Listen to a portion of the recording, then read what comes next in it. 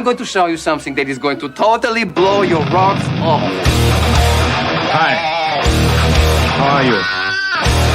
Hello? I think you guys got a new band happening here. Hey, guys. Oh, big guns, huh? All right.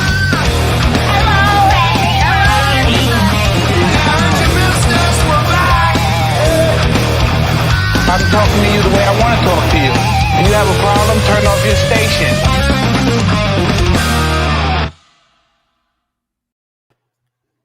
Hi, it's me again. What's going on? Happy Saturday. It's your boy, BonerJams, a.k.a. BonerJams, a.k.a. Erection Pleasures. I don't know what the fuck I'm talking about. Jay, get the fuck in here. I wasn't prepared. Hey, that's all right. And, you know, it's, one of these nights. Where is this fuck face? Cunt. Where is this? Cunt. What a boner head. I'm looking kind of blue tonight. What is happening with my lighting? You look good. My lighting. Really? Brings out the olive colored skin you have, man. You look amazing. Yeah. The farthest thing from that. Well, maybe not farthest, but man. So how's it going on this beautiful Saturday? I know, Brian, being a huge Halloween buff yourself, you got to be excited. This is Halloween 1st, October 1st. Take it away. It is. I'm ecstatic. I just had the 31 Nights of Halloween on at the house, and AMC has Fright Fest. Pretty cool. Best month of the year. I'm excited. My daughter's middle name is October, so it's definitely the best time of the year. So a lot of cool shit. Right. Oh, my lighting sucks ball sacks, but that's all right. Everybody, it's Saturday. I don't give a frig right now. Maybe I do. That's why I'm. How many gummies have you taken thus far? One. Yeah, I max out. Well, if I take any more, I'll have to delete this from the internet because I'll be such a stupid ass. Like, I'll be doing shit like that. Well, thank God that the gummies made it through the hurricane. Yeah. You know, it wasn't as exciting. You know, I tried not to pay too much attention to you know, well, I guess it would be the forecasts of like what was happening with Hurricane Scott Ian. Because every like hour on the hour shit changes. You know, you never know what's going to happen. Next thing you know, you're preparing for the worst, and all of a sudden you get a couple, you know, cool breezes blow by.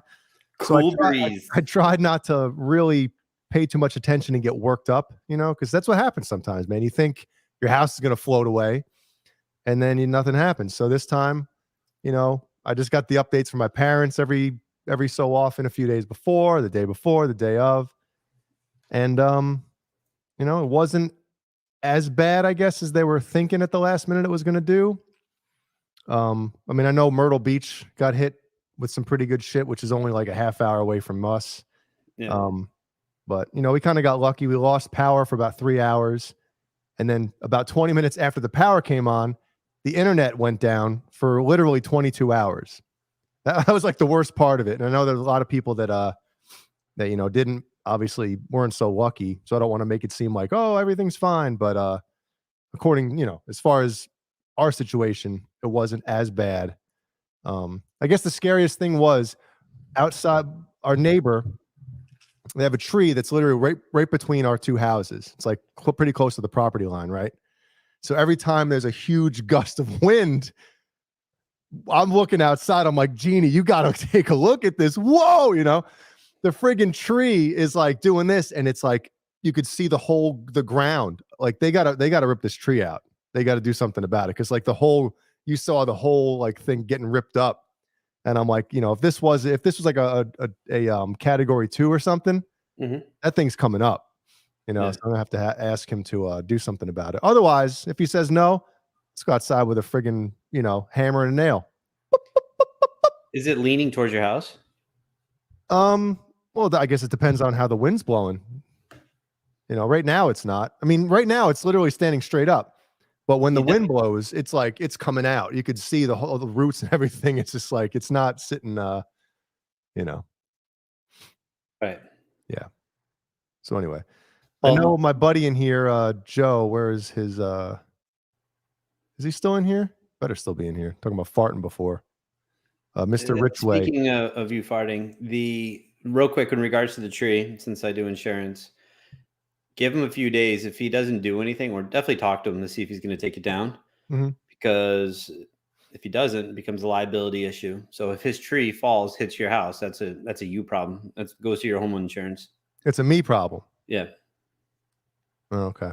Well, if he says he's just going to leave it, then if he's going to leave it, then you put him on notice and he has to take it down. Because then you put him on notice, it falls, hits your house. That's a him problem because you guys discussed it. How do I put him on notice? You can write him a letter and have it sent certified mail, just so you have proof that it was sent to him. Well, he's cool. We have no issues. He's one of those guys, and I envy this. Like he loves doing his yard work. Like first thing this morning, he's out there raking shit up, mowing his lawn, getting all the leaves. Meanwhile, the majority of the leaves came on our yard. So now we have to deal with them. Yeah. But that is what it is. But so 90% of the time, people are pretty cool about it. Obviously, your neighbors, you want to have a good relationship. You're going to be next to each other, right? Mm-hmm. So generally, people will take it down, but there's times that doesn't, and then I get a phone call all the time. So, and also we missed a super duper chat before from David Scher. David, thank you very much. I don't have the NWO NWO sound effect. That's Kurt. Everybody get pissed at Kurt because he bailed tonight. Whoop his ass when I see him. What do you have that we can use for super duper chats tonight? Let's do a let's see, what can we use for tonight? How about this? How about this? That's nice, right? No, it's ridiculous. Do something you different. Don't like that? There we go. We'll use that. I like that. There we go. I mean, if you said no to that, this was going to be it. But I use that a lot, so let's just keep that there. Thank you, David Scher. We definitely appreciate it. Yes, so Mr. Richway, my buddy Joe, he lives in St. Augustine, Florida, and yeah, obviously he's all right. So I hope everybody's all right out there. Yeah, absolutely. Yeah. What's the background we have? Is that Jeopardy set?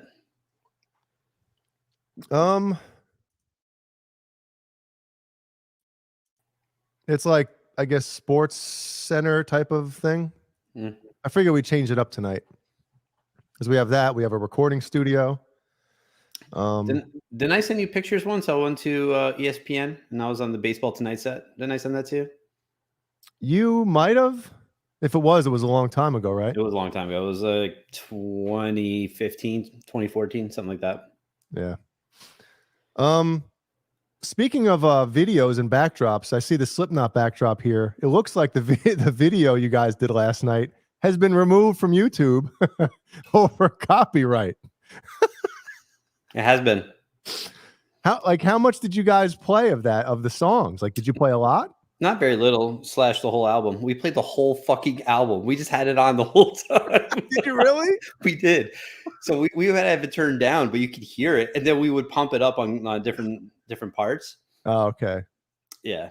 But you know what's insane? Because if you watch other reviews, for a while, right? If you typed in Slipknot, the End So Far review, we were up there with a bunch of YouTubers. There's people at like 30, 40,000 views. We were at like 160. But we were there. We were in the algorithm, and all of a sudden it's gone. But what I don't understand is other people are playing ton of the album, and they're still up. I don't get it. I don't know, man. We didn't do anything different than others, so I don't know. They just fucking hate us. Fucking YouTube. Oh man, I shouldn't have put that one up. Whoa. Well, Stephen Franklin enjoyed the show last night. Thanks, Stephen Franklin. Stephen Franklin's the man. He's always very supportive, always positive. Yep. And Stephen, I really appreciate you, man. Thank you for being such a great supporter and part of the show. Thank you. Yep, a lot of cool people, and I've said that for a while since I started doing these shows back in 2017. Like, just it's a great community, and we definitely appreciate the lot of people that came over from what we were doing prior, on Johnny's channel, that came over and followed us over here and are supporting what we're doing here, because this is fun shit. It is. It really is. Even though we're down 2 tonight. One person has a good excuse. Caleb has a good excuse. He has a gig. What's that one? That's not the. Well, that was last night. That was yesterday. But he has another one tonight. Does he? Yeah. He has a wedding tonight. That's what he's playing tonight. And then tomorrow night is this one. So he has 3 gigs, night. So good for Caleb. Caleb's got an excuse. Kurt doesn't have an excuse. So everybody rip him a new one on social media if you can. And but then again, I'm sure some people are out there saying, "Where's Kurt?" You can email Kurt as well. Kurt.henning@brazzers.com. So make sure you shoot him a note. I thought it was playgirl.com. And also, real quick in the chat, if you watched last night, let me know what you think. Let Jay know what you think. Keith Campbell said, I know Jay probably hasn't listened to the new Slipknot album, but the production, Corey's vocals, fantastic. I listened to a little bit of it. Do you recall which song you listened to, or did you just like skim through it? I skipped through some stuff. Okay. I mean, it's not like I hated it or anything, but it's just not what I wanted to really listen to at the time. / all the time. Maybe day. I'll do maybe I'll listen to it one night, There's some really, really good stuff. I'm really impressed by this album. I think it was Thursday night and I was sitting there, I'm like, why does this album sucks? It's gonna ruin me. Dude, it happens, man. I mean, I guess Slipknot is right. They're your favorite band, correct? Yeah. Is there one album that's their 7th album, correct? Correct. 7th album. Have they put out, in your opinion, a bad album yet? No. I mean, dude, it's hard enough to put out 2 good albums, right? A lot of times it's sophomore jinx. Or a lot of times bands have 2 good albums and then they just can't. It's hard. I mean, think about, they always say you have your whole life to write your first album. Right. And then obviously your second album, you can get a lot of stuff. Andy Carson just shared something with me. Thanks, Andy. I'll have to check it out later. Sometimes like the fire's still going after that first album comes out. You might have a lot of material left over from maybe stuff you didn't use from the first album. And then once it kind of turns into a business and the fun isn't there anymore for a lot of bands, I think, it's very hard to keep that same type of intensity and that type of thing to write great music. Sure. And obviously once egos get involved too, Sophomore Jinx, good band name. Thanks, Jeannie. I'm sure there is a band called Sophomore Jinx. Jeannie, you just screwed up my train of thought. Thanks. That's another great album by Dream Theater, Train of Thought. But no, like the egos too. Everybody usually when that first album comes out, everybody in the band is all gung ho and everybody's friends and hanging out together. But like I said, once it kind of turns into a business and the egos get involved, it turns into a tricky thing. Absolutely. So for Slipknot to put, especially with that many members, and I know obviously a few of them have passed away and whatever, but to keep that type of train together for that long is a very impressive thing. So yeah, there's some albums I like more. Obviously. Of course, yeah. But they haven't put out an album. I was like, wow, that was shitty or disappointing. Wasn't that at all? Yeah. And but this album I'm really happy with. There's some brutally heavy moments, and I have to say there might be a part of a song that might be my favorite Slipknot part of any song ever. Wow. Yeah. It gave me the feels. It definitely hit me there. So it was good. Yeah. So speaking of Halloween, the Halloween season, favorite Halloween movie. Let's get that rocking here in the chat. Are you a slasher type of movie buff, or is it more of the supernatural type of thing? What does everybody dig? And maybe if you have a favorite or a couple favorites, let's hear them in the chat. What about you, Brian? For me, Yeah. I don't know. My all-time favorite Halloween movie is The Exorcist, Hmm. just because I think that movie is horrifying. Because I feel like it could be real. I'm laughing at that. Um, I'm laughing at that. I heard that was a big pile of shit. I haven't seen it yet. I I'll heard watch it. I heard it was like a porno parody without the porn, without the sex. That's what my friend Angelo said. Dude, he's like it's like a porno parody without sex. And I'm like, oh God. Porno parody without the sex. Yeah. That sucks. Mhm. Why I like again The Exorcist so much is just I feel that possession is real and that people can be possessed, and I don't know that's horrifying. It is. Plus I love that movie. I think Reagan is the coolest name ever. I wanted to name my daughters Reagan, but never happened. Hmm. No, But yeah, you're right there's a about lot of the good stuff. Exorcist type of thing because like there's something also about those older horror movies, the way they're filmed and the graininess and the lighting. It's I more think raw, it's yeah, not CGI, it's not digital shit. I think that's where a lot of the modern day horror movies go wrong, is like they try to make things too crisp and too like perfect. Agreed. Yeah, Everything's just lit and it's like it's not scary like that. What are you doing? correct. It's the same thing with music, man, that we've talked about. If it's overproduced and it sounds just too perfect, it doesn't feel real. It's like it was manufactured, Yeah. Same with movies, right? But yeah, there's The Conjuring. Hellstorm said, I love the old school Freddy, like the first Nightmare on Elm Street. Mm, Fucking awesome. yeah. The It's scary as shit. first Friday the 13th is great. Also, The first one, really? the first one's cool. The reason why is my great aunt is Jason Voorhees's mom. That My was your mom's great aunt, the aunt, original? yeah, Really? Betsy Palmer. Yeah, that's my great aunt. No shit. Yeah. So Wow. you learn something about me every day, Jay. I guess I do. I don't know you as well as I thought I did. Next time you see me, you'll touch me, touch my arm, like, oh, you're related. Jeepers Creepers. Now that movie is spooky as that's one of those, like, that one was scary. I gotta admit. That's a cool movie. Yeah. I heard the new one is a pile of dog shit. Yeah. The Conjuring. All right. What is those? Paranormal Activity? Did you ever see those? Yes, I saw the first, I don't know how many, maybe the first 3 or 4 or some shit. The one scene that stands out, and again, I don't know which one it's in, but the The one where baby they powder? have like the baby pad, exactly. Yeah. Because you knew it was going to happen. Right. It's one of those ones like we're telling you what's going to happen, and it's still going to scare the shit out of you. Yeah. You know? I get goosebumps right now about that part. Dude. But you knew that what was going to happen. You're like, all right, you're just going to put powder on the floor. You're going to see something with it, right? You knew it, but it still give you the creeps, Yeah. Yeah, it's a great movie. Um, What other movies do you like, Jay? well, I think the greatest slasher movie ever is still the original Halloween.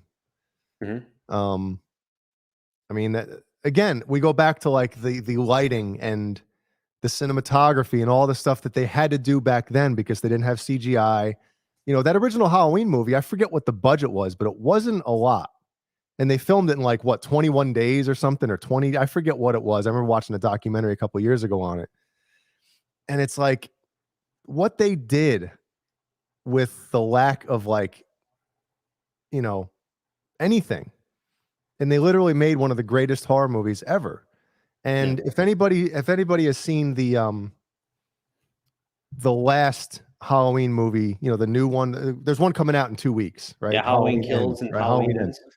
The beginning of Halloween Kills takes place the night, like it literally takes place right after the first Halloween movie, the original. Right. And it's like 8 minutes long or something. I forget what it is.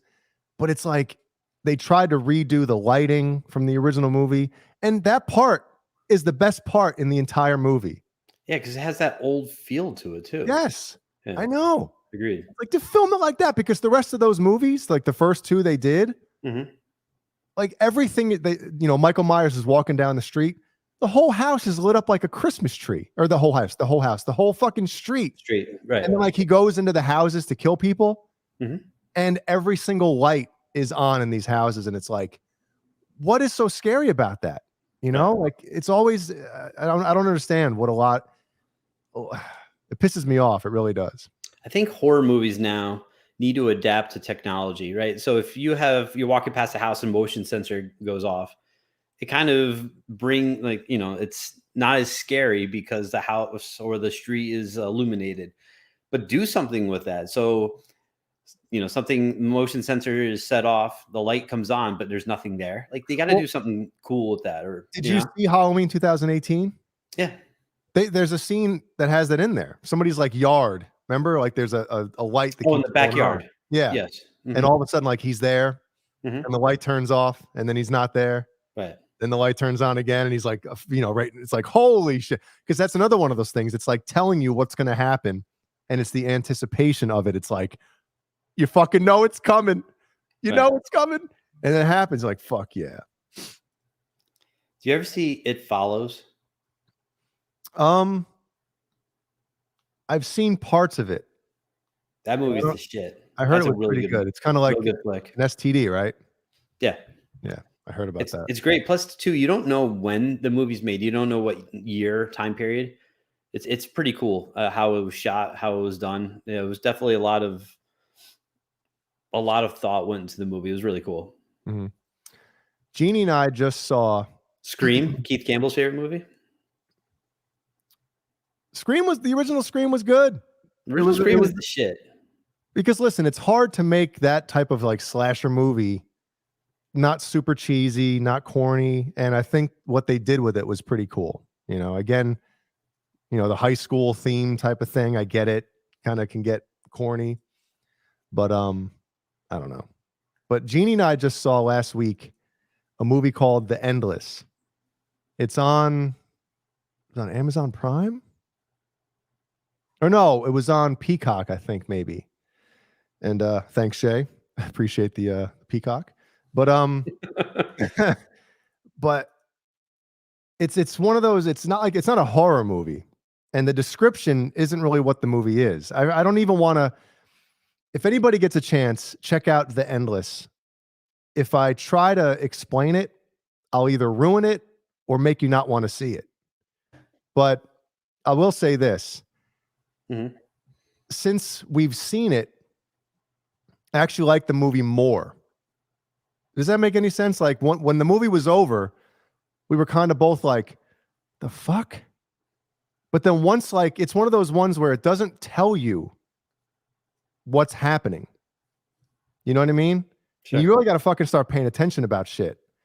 But once, like, ever since we finished watching it, like every day I'm starting to think about, I think about the movie more and more. I'm like, man, that was fucking good. And I guess there's like a movie that was before this with like the same type of, I don't even want to explain it, but if anybody gets a chance, watch The Endless. Joke Riddler has seen it, and he said The Endless is real good. And I agree. Yeah, I'll check it out. Yep. Blair Witch. That movie, remember the whole to-do about it when it first came out was like it was real footage that they found? Right. So the night we were going to see it in the theater, somebody told me that it was bullshit. And I was like, oh man, so it kind of ruined it for me because I really thought it was like real footage that they found. I like that movie. I thought it was pretty cool, especially the end, because you know the story and what happens, and when the guy or the witch puts a person in the corner. Yeah, it looks like he's taking a piss in the corner. Remember that? Yeah, and he's facing the corner. So then you see the camera pan over, and you see that dude was taken, and he was put in the corner. Dude, I almost pissed myself. Yeah, it was cool. It was cool. I thought it was a really good movie. I didn't like all the bouncing around with the camera, but besides that, I thought it was cool. Yeah. The Ring. Remember that first closet scene? Remember that? Yeah, that was the shit. Yeah. I know our friend Jimmy has a fun story about that one. You ever hear his story about The Ring? No. So our friend Jimmy worked at I guess he still kind of does work at a movie theater. He definitely does. he was working at a movie theater, and his job at the time, one of his jobs was when these movies came in, they had to like, they came in on separate reels, right? And this was before they just send, the DVDs or the Blu-rays. They actually sent the reels of the movies. So they had to like splice them together or whatever to make them all run. So somebody had to do a test viewing. Like somebody that worked at the theater would do a test viewing of these movies, right? To make sure that somebody didn't splice it on. So the second reel is backwards, everything's like negative or whatever. Yeah. So he stayed after late one night by himself in the movie theater, and he had to do a test viewing of The Ring by himself in a movie theater in Newburgh, New York. Showtime Cinemas. I don't even know if it was Showtime back then, whatever. Go visit Jimmy. Showtime Cinemas, Newburgh, New York. Go ahead. Dude, so all of a sudden, right, he's watching this movie, and it sounds like a fucking airplane is landing on the roof of the theater. And it's like, it wasn't in the movie, like this sound and the shaking. He fucking got so scared. He ran out of the theater, did a jump kick, kicked the door open, and left. Didn't even lock up. Left the theater open with the movie running. And then came back the next morning to, and like, he's like, I was scared to death, watching that movie by yourself in a dark theater. And I thought that was pretty funny. Yeah. It's funny that movies like that will, you hear something and it'll fuck with you. You never like watch, Christmas Vacation and something happens and you're like fucking scared. Never. Dude, I mean, certain movies are made for certain people. I mean, even if I can't watch a horror movie by myself in a house, like even when I'm up here like by myself and I watch like horror movie clips, I get spooked out. I really do. Do you really? Yeah. Those movies are made for people like me because I tend to put myself in the situation of the person on the screen. You know what I mean? And that's why I like porn so much. But but no, it's true, man. I'm like, damn, what would I do if I was in that situation? It's crazy shit. What, the porn situation or the horror movie? That too. Yeah. But Terror Train. I've never seen Terror Train. Andy Carson says there are a lot of cool movies that are not necessarily scary for Halloween, but one of my favorite Halloween movies is Sleepy Hollow with Johnny Depp. Yeah, that was a cool one. I fucking love that movie. I just think the scenery looks amazing. Who's the director of that? Tim Burton. Mm-hmm. He always does a fantastic job with the color saturation of all of his movies. Yeah. And he makes it, dark, dingy, scary, and then a few things pop. So I love that movie. I just love watching that movie because it sets a great, atmosphere, a great scene. And the Headless Horseman part is the shit. It is. Definitely. Yeah. What else? And then like my favorite cartoon of all time that Jeannie and I love, Witch's Night Out from the late 70s. Best cartoon ever. And there's Jugs. There's Nipple. There's Nipple in what? A couple frames or? Couple areolas for your viewing pleasure. Yep. Yeah, Jeannie put it on a couple days ago. Did she really? I don't remember that movie or that whatever hell for TV cartoon animated thing. I don't remember that at all. You don't remember that, really? No. No. What year did it come out? Late 70s, so it was before I was born. Yes, that's the thing too. Is like, Jeannie's 6 years younger than I am, right? And she remembers it. I don't remember that shit. I remember every Halloween as a kid, before trick-or-treating and coming back, it was always on. And it was just part of Halloween, just same as like the Great Pumpkin, Charlie Brown. But that was the shit. That's my favorite cartoon of all time. Put that on, big smile on my face. It's great. Are you a fan of haunted houses? Fuck yeah, man. The Headless Horseman in New York. Going there in 2 weeks. But is that really? See, I never felt like really haunted houses. Yes, I'm talking about. You're going into something like where is it that has haunted houses that like they can actually touch you? Oh, doesn't Florida have some of those? Joe's in Florida. I think there's one in Tennessee. Tennessee. Yeah, there's one that they touch you. you ever see though? There's a company that will kidnap you. What? You never see that shit? That you pay to get kidnapped. So you could be walking down the road, all of a sudden a van comes up, pulls up, and they just take you. And people get off on that. Fuck that. Someone tries to take me, there's an ass whooping ready for those. Yeah, but if people. you paid for it, you want to get your money's worth, don't you? Yeah, but it's supposed to, you get kidnapped, you get tied up. No. That's a no thank you. I mean, I know they Max have Air those ones where 420. like, you can go and it's like not an Airbnb, but one of those things where like you can go to like a hotel or a house that's haunted and shit like that. Then isn't there one that was in the news a couple years ago where it was like super duper haunted, but it was like the same type of thing, not pay to get kidnapped, but it's you go to this place and you're stuck there and it's like they have this whole thing set up for you and it's like fucking terrifying. Really? And if you it's one of those things where like if you can last through the night or the couple days, I forget what it is, like you can either, one of them is like you can get your money back, or it's one of those ones where like they dare you to go through the whole thing and they're saying you can't make it through this, you'll get fucking scared to death. Right. Hey, Fruitcake Tony's here. Fruitcake, hey now. What's up, Tea Cake? What's happening?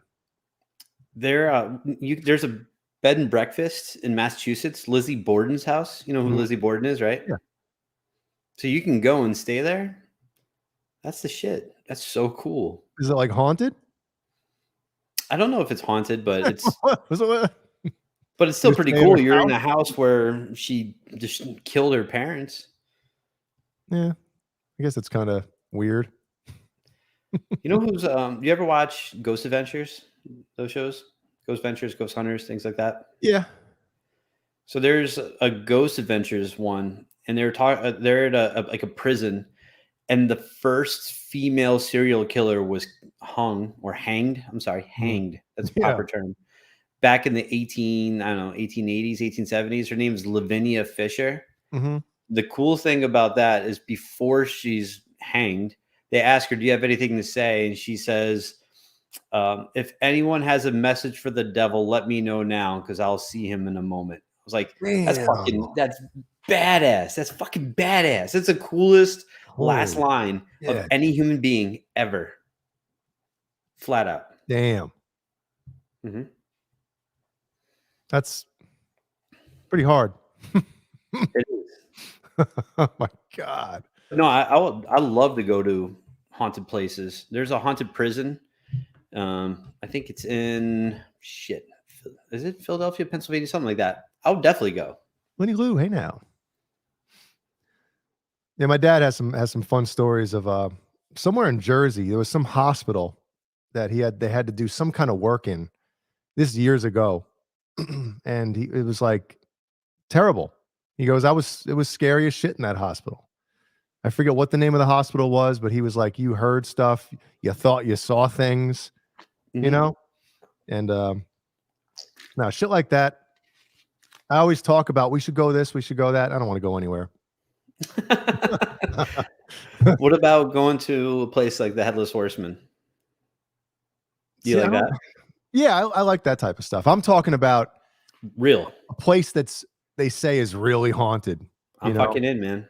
I don't know. Let's go. I'll take you. Oh yeah, we got Bill S. Preston Esquire Castle, says Kevin Bethel. Castle Gray Skull, says Dan. Oh, Gray Stone.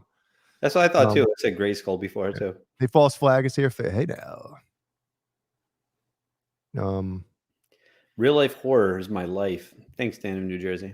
Absolutely. I mean, shit. I'm scared enough. We have a couple of closets in our house, like one where like hang up all the coats and have like the board games and shit. Mm-hmm. But there's no closet light, right? So we had to buy one of those Velcro motion lights, right? That you stick up to on the top. So when you open the door, it turns on. I've seen it in your house. Yeah. You have it, yeah. So over the past like 3 weeks, the closet one that I'm talking about, it keeps turning on. So I opened it up. I'm trying to like move stuff out of the way. So like maybe it's picking something up like a reflection, but if it's dark in there, what kind of reflection can it possibly pick up? It's constantly going. So me and Jeannie are watching the Endless movie last week. The fucking closet light, it just goes on, stays on for 30 seconds or whatever it is, turns off. A few minutes later, it turns on again. So it's like, what is going on with this thing? Right. You know, even stuff like that like kind of spooks me out. I don't like it. So I know we've talked before about it. You believe in aliens, right? Believe in aliens, yeah. Fuck yeah. Okay. Do you believe in ghosts? Yes. Everyone in the This is chat, natural. let us know if you believe in aliens and ghosts. Because I'm not an alien believer, but I'm a ghost believer. Whoa. Yeah. Alien believer meaning they're visiting us, or there's no aliens in the entire universe besides No. like you're the only. I don't think there's aliens visiting us. I definitely believe there's other life forms in the universe besides humans, like intelligent life form. 100%. All right, good. And That's what I was gonna say. and I think we would be naive and ignorant to feel that we are the only intelligent life form in the universe. That's crazy. That's crazy talk. Yeah. But I don't believe anyone are like visiting us, because then like I really think I'm like, logistically, explain this to me. I need to know how you're getting here. You know. Well, the only thing I'll say to that is, listen, how long have human beings been roaming the planet Earth? Depends on what you believe. If No, it you're, depends on the archaeologists you talk to. Some say what, 10 to 15,000 years. yeah, the Bible says that, and then you Yeah. have evolution science thinks it's hundreds of thousands of years that we've evolved to what we are now, right? Well, what if there's a civilization out there that's been growing for 3 million years? Like what kind of technology would they have? I mean, we wouldn't even be. It'd almost be like bringing like a nuclear reactor back to the Stone Age and be like, hey, figure this out. Like they wouldn't even know where to start. They'd blow it up is what they would do, because they'd be trying to get into it and it would blow up. So I don't know. I like to leave all my, just because we're fucking idiots here, man, Sure. Kevin, imagine if that was true. Oh, I thought he said we're just the last ones in the universe. We're the lamest, we but are. he's right too. Also, Stephen Franklin gave us a super duper chat. If you can blow that up and hit our. Oh shit. What was it supposed to be? Oh, Stephen Franklin, thank you very much. It's a spider. Stephen, don't tell me that. I don't know what I'm more afraid of, spiders or ghosts. Man. Yeah. So wait, Brian, in your house, I'll leave that up there for a few minutes. How old is your house? First question. The house I'm living in currently, it's 19 years old.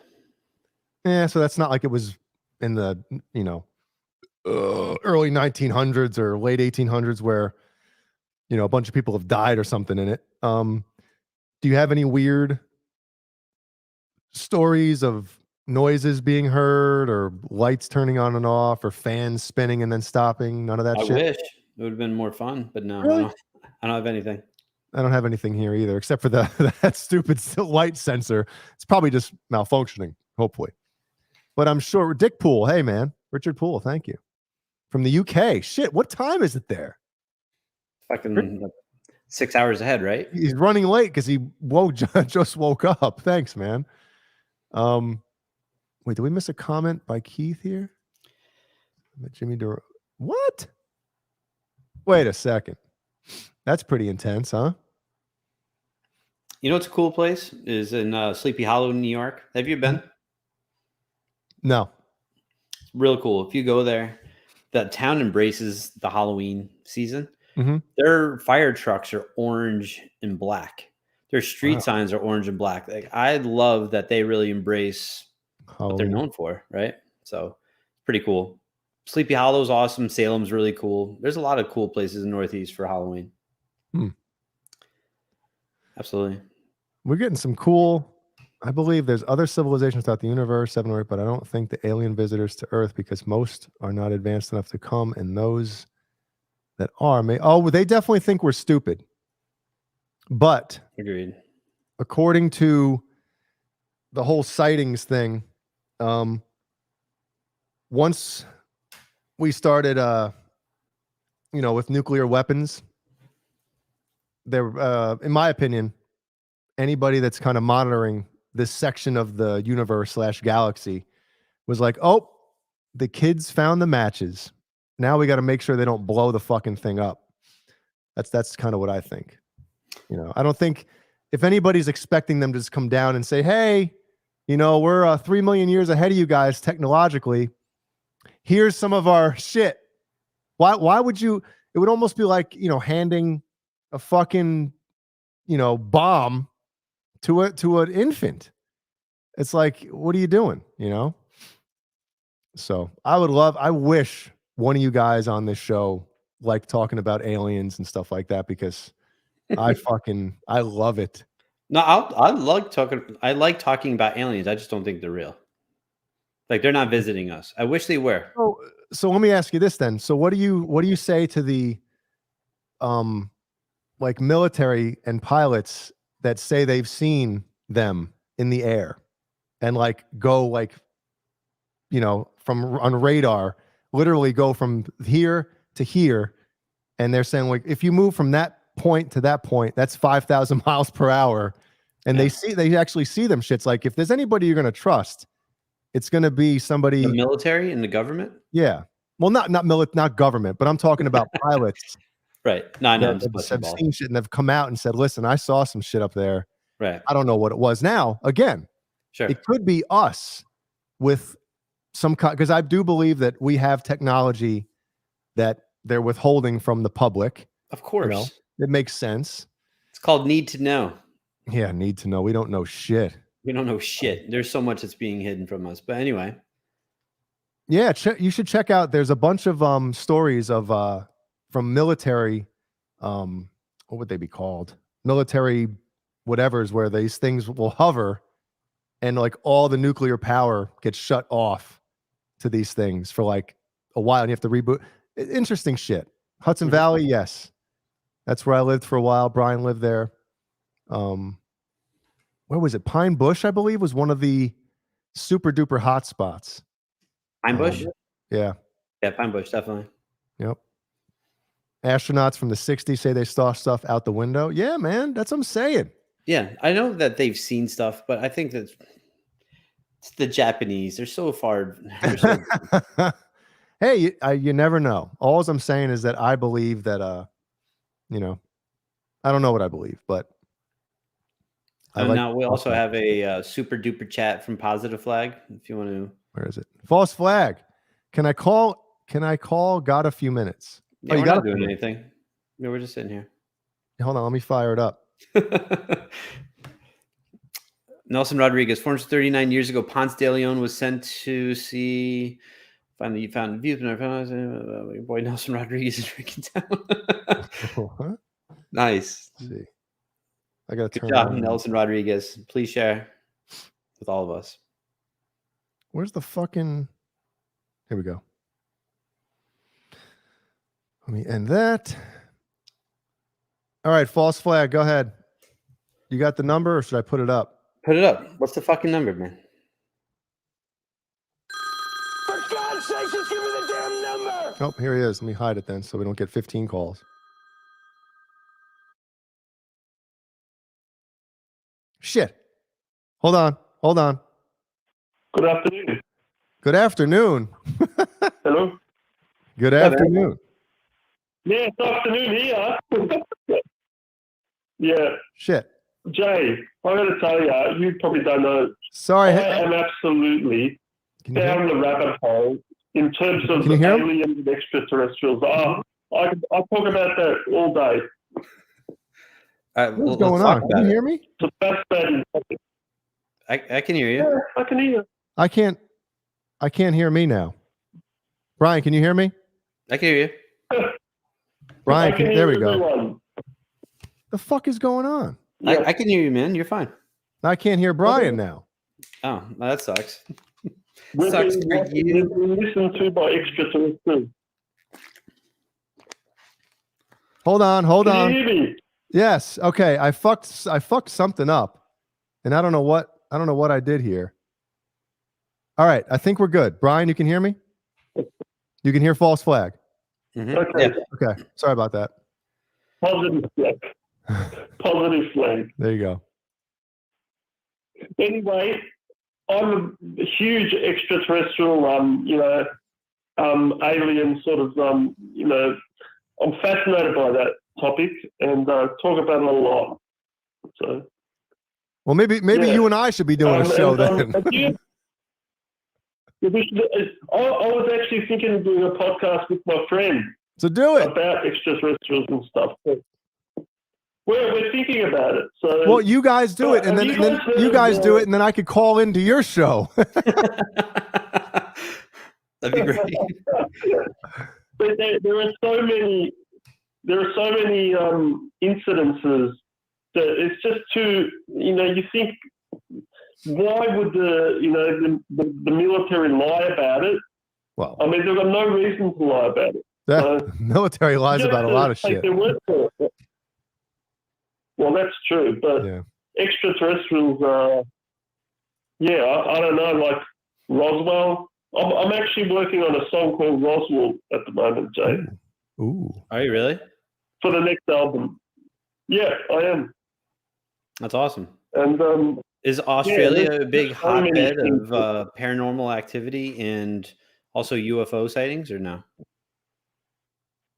Well, not paranormal, but there was one instance in the 60s where a school was visited by like 300 kids. Oh yeah, this is a big thing. Yep. Yeah. Yeah, they all saw the same thing. The fucking thing came down and landed like right behind the school. Yeah. What's that called? Yeah. Not the Rendell. Oh man, what's that one called? Off the top of my head, I can't remember the name, but yeah. But it's very famous here. Mm-hmm. That's a good one. I mean, you can't deny that. Do you know there is for every grain of sand on Earth, there is a star in the universe. Yep. What makes you feel so insignificant? Insignificant is the perfect word. Like we think we're hot shit over here in our tiny little corner of our galaxy.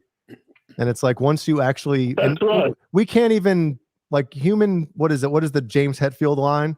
The limitation of human understanding.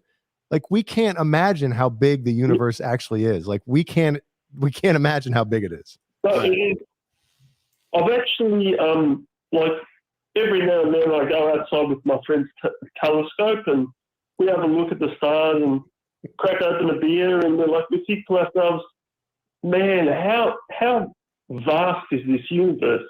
Like you just feel like you can't sort of contemplate it. It's too much. Yeah. I have a quote. We ain't shit. That's kind of how I feel about the whole thing. We ain't shit. Agreed. I find it fascinating when we want to explore space, but yet we've only explored 5% of our oceans. That's fascinating to me. Yeah. Mm-hmm. You know? Yeah, that's another thing. Yeah, it's true. And have you guys heard of the Voyager 1 and 2 probes that have left? I think Voyager 1's out of the solar system now. Yeah, one is in interstellar space. Yep. Mm-hmm. And it turned around. It turned around. Right, hold on, wait. False flag. Right before it left our solar system and went through, was it I forget what. Anyway, it turned around and took a little snapshot of Earth, and it's like there's a tiny. It's like literally there's a Dream Theater song called "Pale Blue Dot," and that's what it's about. It's like we're just this little tiny fucking blue dot. And once you're out of this, like, exactly. Yeah. You know, I wish people thought of that more often. I mean, I'm a big, astronomy, buff, and I named my son Sagan, so you know. Oh, Carl Sagan. What that means. Yeah. It fascinates me. And as far as ghosts go, I'm not a real ghost person. It's hard for me to believe in ghosts, but. So you've had no experiences with seeing shit? Well, I've got one story. The house I live in is about 60 years old. It was owned by my grandparents. And my grandmother died in this house. Oh, And every now and then I do hear noises. And I kind of think to myself, you know, is there something to that? But I don't know. What kind of noise is just like moving around or? It's just like something will fall down, like, you know, in the house. And, Oh, shit. yeah, so That's enough for me to, it's like a broom. call the realtor up. Hey, we're selling. Yeah, fucking for sale sign in the front yard. The next day. Yeah. Yeah, there was one night we were sleeping and it was this noise. Like, what the fuck? Someone's in the house, you know, and we go check and there's nothing. It was just nothing. Yeah. That's insane. This is my story for you, Dave. All right, listen to this. And Brian. yeah. My wife. You were talking about the ring before. Have you seen the Japanese ring? I have not. movie? I have not. Oh, that's much scarier. Is it really? But anyway, you know the girl in the ring. My wife had the same outfit because we went to a fancy dress party one day, and she's got the same outfit and her hair is the same. And one night she walked into the bedroom in the pitch black darkness. I turned the light on and I see exactly the ring girl because it scared the shit. I think I'm lucky I didn't have a heart attack. Jesus. Yeah. So yeah, that's a funny story. Whoa. That was scared the shit out of me. Astronomy. Yeah, well, it scared the shit out of me too. But Man. yeah, you guys.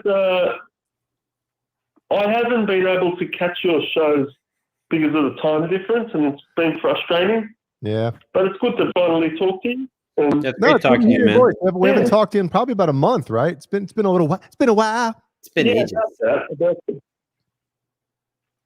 I don't know if you've heard of a John Mancuda movie that I'm about to start watching it. It was shot in Australia, and I can't remember the name, but yeah, it's pretty cool. The first 5 minutes, I thought it was pretty cool. So. Oh, no shit. Our buddy John Mancuda, who will be launching his own channel pretty soon. So everybody stay tuned for that one. Mancuda's a good dude. Yep. Yeah. And if somebody wrote, Santa Cruz 3600 said, do humans still believe false flag is JB? if he was, I highly doubt he'd be calling us up. That's all I'll say to that one. But can I tell you something? You know how you know I am not him? Because I have a life. Oh, all right. We're trying to keep it cool. We're trying to keep it cool. False flag. Thank you so much for everything, for your support and being a cool cat. Thanks, man. Enjoy the movie. Let us know how it is, and yeah, we'll talk to you soon. Yeah, tell everyone in Australia we said hi. All right, guys. Yeah, watch out for those spiders. Take care, all right? Hi, man. Be good. I'll talk to you. All right, bye. All right, bye. Oh, false flag, everybody. Good dude. False flag is a good dude. He is. Great guy. Let me Thanks for calling. let's see. All right. We're an hour in, and we've just been talking about ghosts, aliens, conspiracy theories. Oh, don't get me started on those either. I know. Jay, do you want to do a roll call? Yeah, one sec. I thought, because Dan in New Jersey says if a house is haunted, you have to disclose that in selling the house. I thought it was only if the person looking to buy the house asks. So I think that's how it is in South Carolina. Because when we were buying this house, I kind of went over that and I said, you know, I asked if it was haunted and shit because I want to know. And I thought the law, maybe it's different from state to state. It is. But I thought you only had to disclose it if the person interested asked if it was state haunted. specific. So in New York, you have to disclose when someone has passed away, regardless of the reason. So in New York, you have to.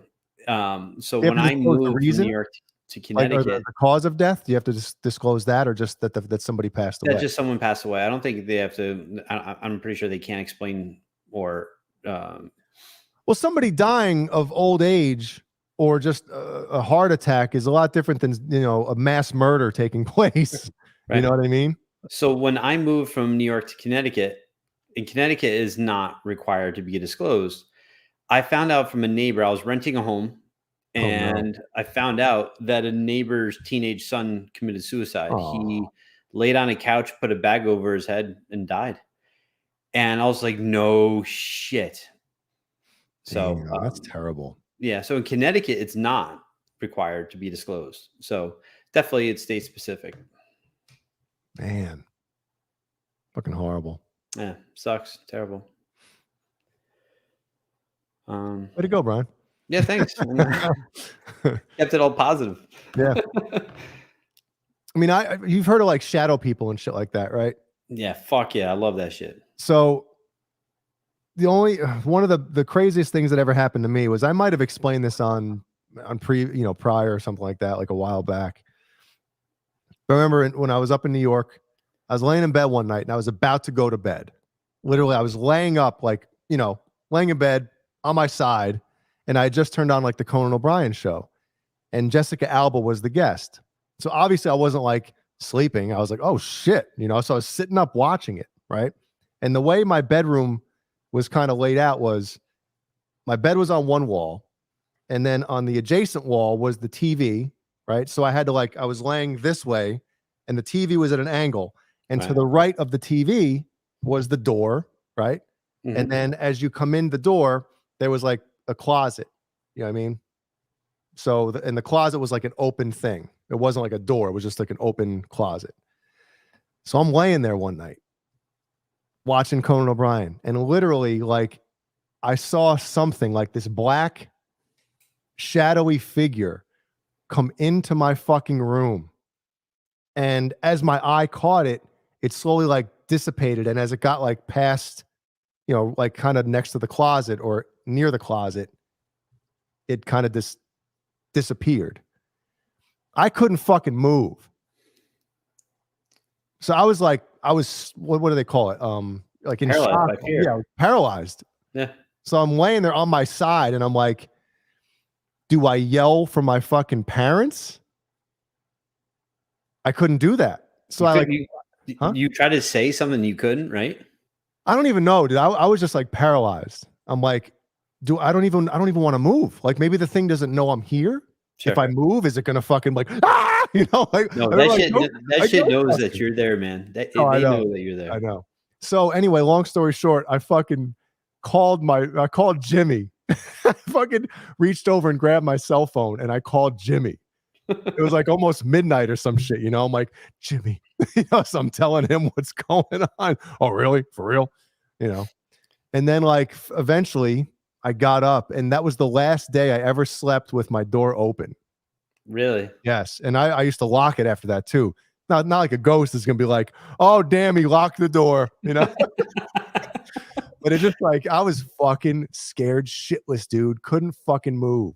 Dude, I've had that. I've had that from dreams where I've woke up and I am petrified. I'll never forget this one dream I had when I was a kid. I was probably like 10 or 11.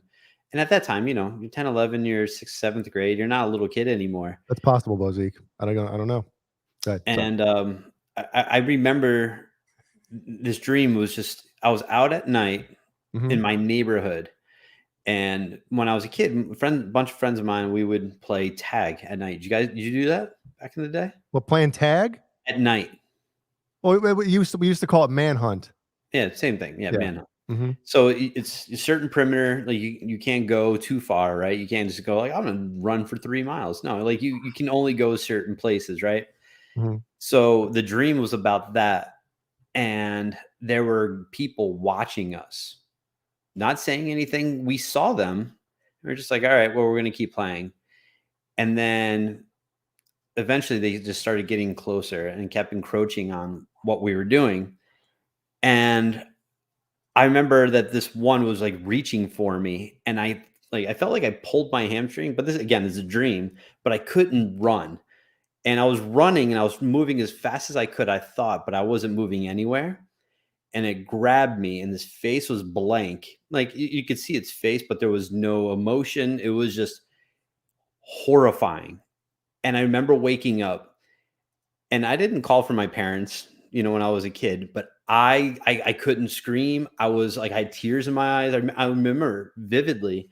And then it took me like minutes to get it out. And then I finally got my parents ran in like, you don't call for us ever. And I was crying. How old were you when this happened? I was like 11 or 12. That'll do it. I'll never forget that dream. That was horrifying. Or have you ever had the same dream? Reoccurring dreams? Yeah, No. I have. I've had it probably like 5 or 6 times in my life, and it's fucking horrifying.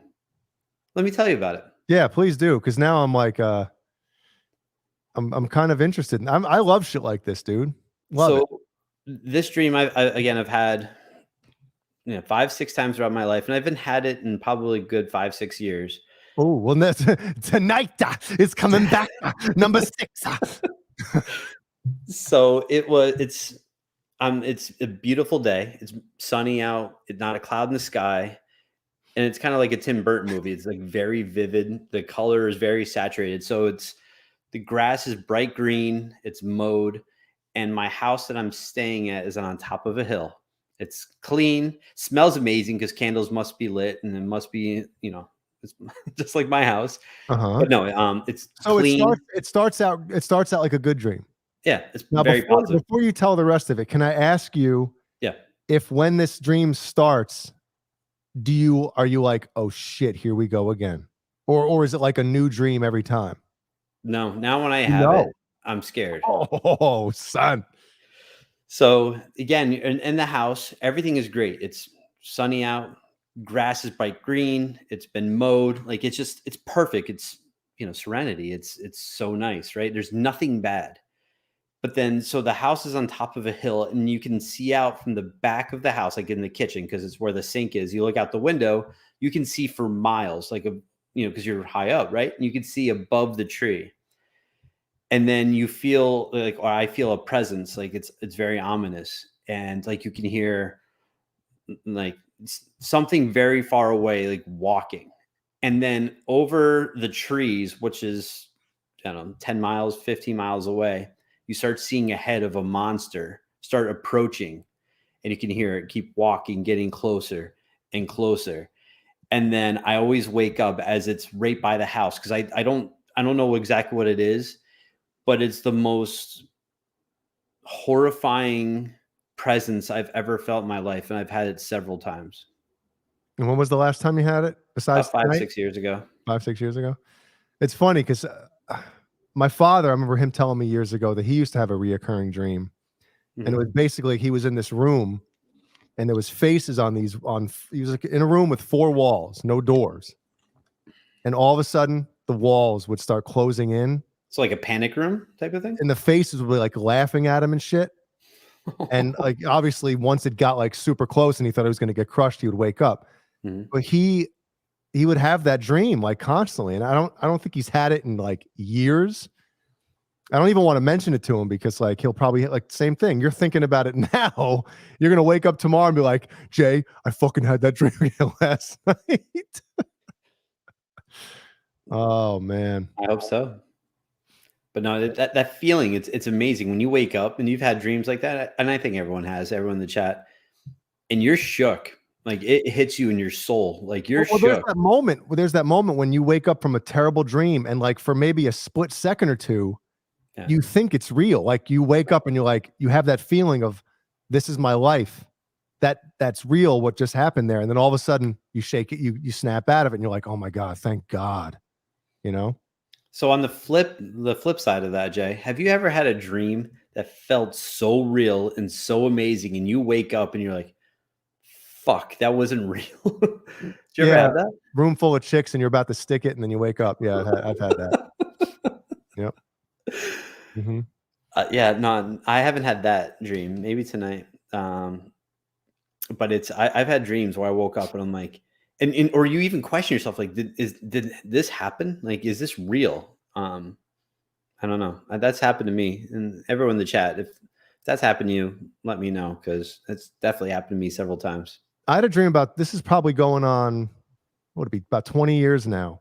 I had a dream that I was shot in the head. Wow. And I always thought, like, if you get killed in your dreams, that's it, right? So I remember getting killed and like watching everything happen afterwards. Like my body laying there, the dudes who fucking did it, and then like the funeral and shit like that. And I remember like thinking in my dream that like I was dead. And then I woke up and obviously, you know, it wasn't real. But for that, again, like that split second when you wake up, you're thinking like, am I dead? Yeah. Fucking scary shit, man. And It you is know, scary there's always that thing. There's always people that question, like, why don't we remember our dreams? It's a good reason we don't remember our dreams, because all those feelings that feel so real, like we've all had, and I don't even want to talk about certain dreams that I've had because they're so bad, you know, it's like maybe involving family members or kids and shit, you know, where if like, you know, we've all had things happen in our real lives that suck, or good things, and we can recall those feelings, right? Well, if you could recall a lot of those feelings that we've had in our terrible dreams at a, you know, just thinking about it, that wouldn't be a good thing, because those memories would almost be real if we could remember our dreams. So, right. You know, there's a lot of shit that I think about that I'm like, man. You know what's weird too? When you wake up from a dream, like you really remember it. Later in the day, you forget it. Well, sometimes it happens within seconds. You have complete recall of your dream, and then just all of a sudden it's like, and you're like, where did it just go? That's so fascinating to me. Like you, it's amazing. Yep, the brain is something else, man. Any nocturnal emissions from you, Jay? What if, I don't think I fart in my sleep. No. when I wake up though, I do. You know. Wow. Thanks, false flag. Where is it? Shit. I can't read tonight. Thank you, false flag. Enter the hamster with Mancuda. You don't have your readers title with Mancuda. You don't have your readers with you tonight? I do, but I'm like a freaking complete fool with them. No, put them on, man. All right, I'll put them on. Oh, it's those Halloween now. From Hop, holy shit, I can see. Dude, you know, I was telling Jeannie about this. Like, I don't even know because my eyesight was perfect until about 42, 43 years old, maybe 42. And I thought it was like, well, you know, it's just getting old, right? I think it might be the lighting in my room, because I have these lights. When I play guitar, I turn these lights on in front of me, and like out of the corner of my eyes, it's like super bright. Right. Not where I'm looking, obviously, but like out of the corners. And I almost feel like it's literally like blinding my eyes, you know, because I don't even want to explain it, but I don't know. I think I'm doing it to myself. I got to get better lighting in here. Wear the glasses, man. It's all good. I'm blind. I am blind. If I have my contacts in, I can't see shit. I don't know if I can't wear contacts, dude. I've tried putting in like the fake contacts, like the ones with like colored eyes and shit, like right, you know, for Halloween. Black eyes. Yeah. Yeah. I can't fucking do it. Jeannie is like, you know, puts them in like no problem. Yeah. I can't even do that shit. Or have you gone to see if you can have LASIK surgery? Dude, if I get it before Jeannie, she'll kill me. Her eyes are so bad, dude. She had new lenses put in her glasses like maybe a year ago. She can't even wear them because they're so thick. Like the lenses stick out over the frames. And she's like, why didn't they ask if I wanted like the different lenses? You know, obviously it's more money, but like she can't even wear these shits. They're like magnifying glasses, like in these lenses, you know? Sure. So she can't even wear them. They give her a fucking headache. I understand. Speaking of boners, you ever wake up with like the where you're like putting a dent in your fucking mattress? You ever wake up with one of those? I'm fucking doing it right now while awake. Yeah, you're actually laying flat. Like that's the ceiling behind you. You're laying flat with your head over the edge of the bed. Everybody think of that. You're just like flying. I feel like what's her face in the Titanic as she's on front of the ship. Oh yeah, and he's getting it from behind. Yep. Yep. Yeah. Absolutely. So I don't even know if that's bad. -4. The Waldo specials. There you go. Oh, Johnny Heartbreaker got the he has to go outside and put like telescope lenses in his frames or something. He's got the fucking Stevie Wonder vision right there. Oh shit, man. Yeah, I had literally perfect eyesight. I had 20/20 vision until I don't know. Until I shook hands with Kane Hodder. Yes. It's been downhill from there. Is that when you went to Atlanta for that horror fest? Yes, we went to Atlanta and this was like what, 2019 maybe? Yeah, it was a couple years ago. 3 years ago. And oh man, don't even get me started. What happened was we're online, right? To like meet Kane Hodder. And I lean over to Jim, I'm like, there's no way I'm shaking his fuck. Because Kane Hodder wears gloves at his like meet and greets and shit like that, right? So he's got fucking gloves on. He's shaking everybody's hand. And I'm you know me. I don't like, if I shake somebody's hand, no offense to anybody out there. If I ever shake your hand, I'm not going to do anything with this hand until I either put hand sanitizer, or I lick it or go wash my hands. So anyway, I get up there. I fucking shake his hand. I shake his glove. Sorry. That's probably been touched by, 100, 200 people.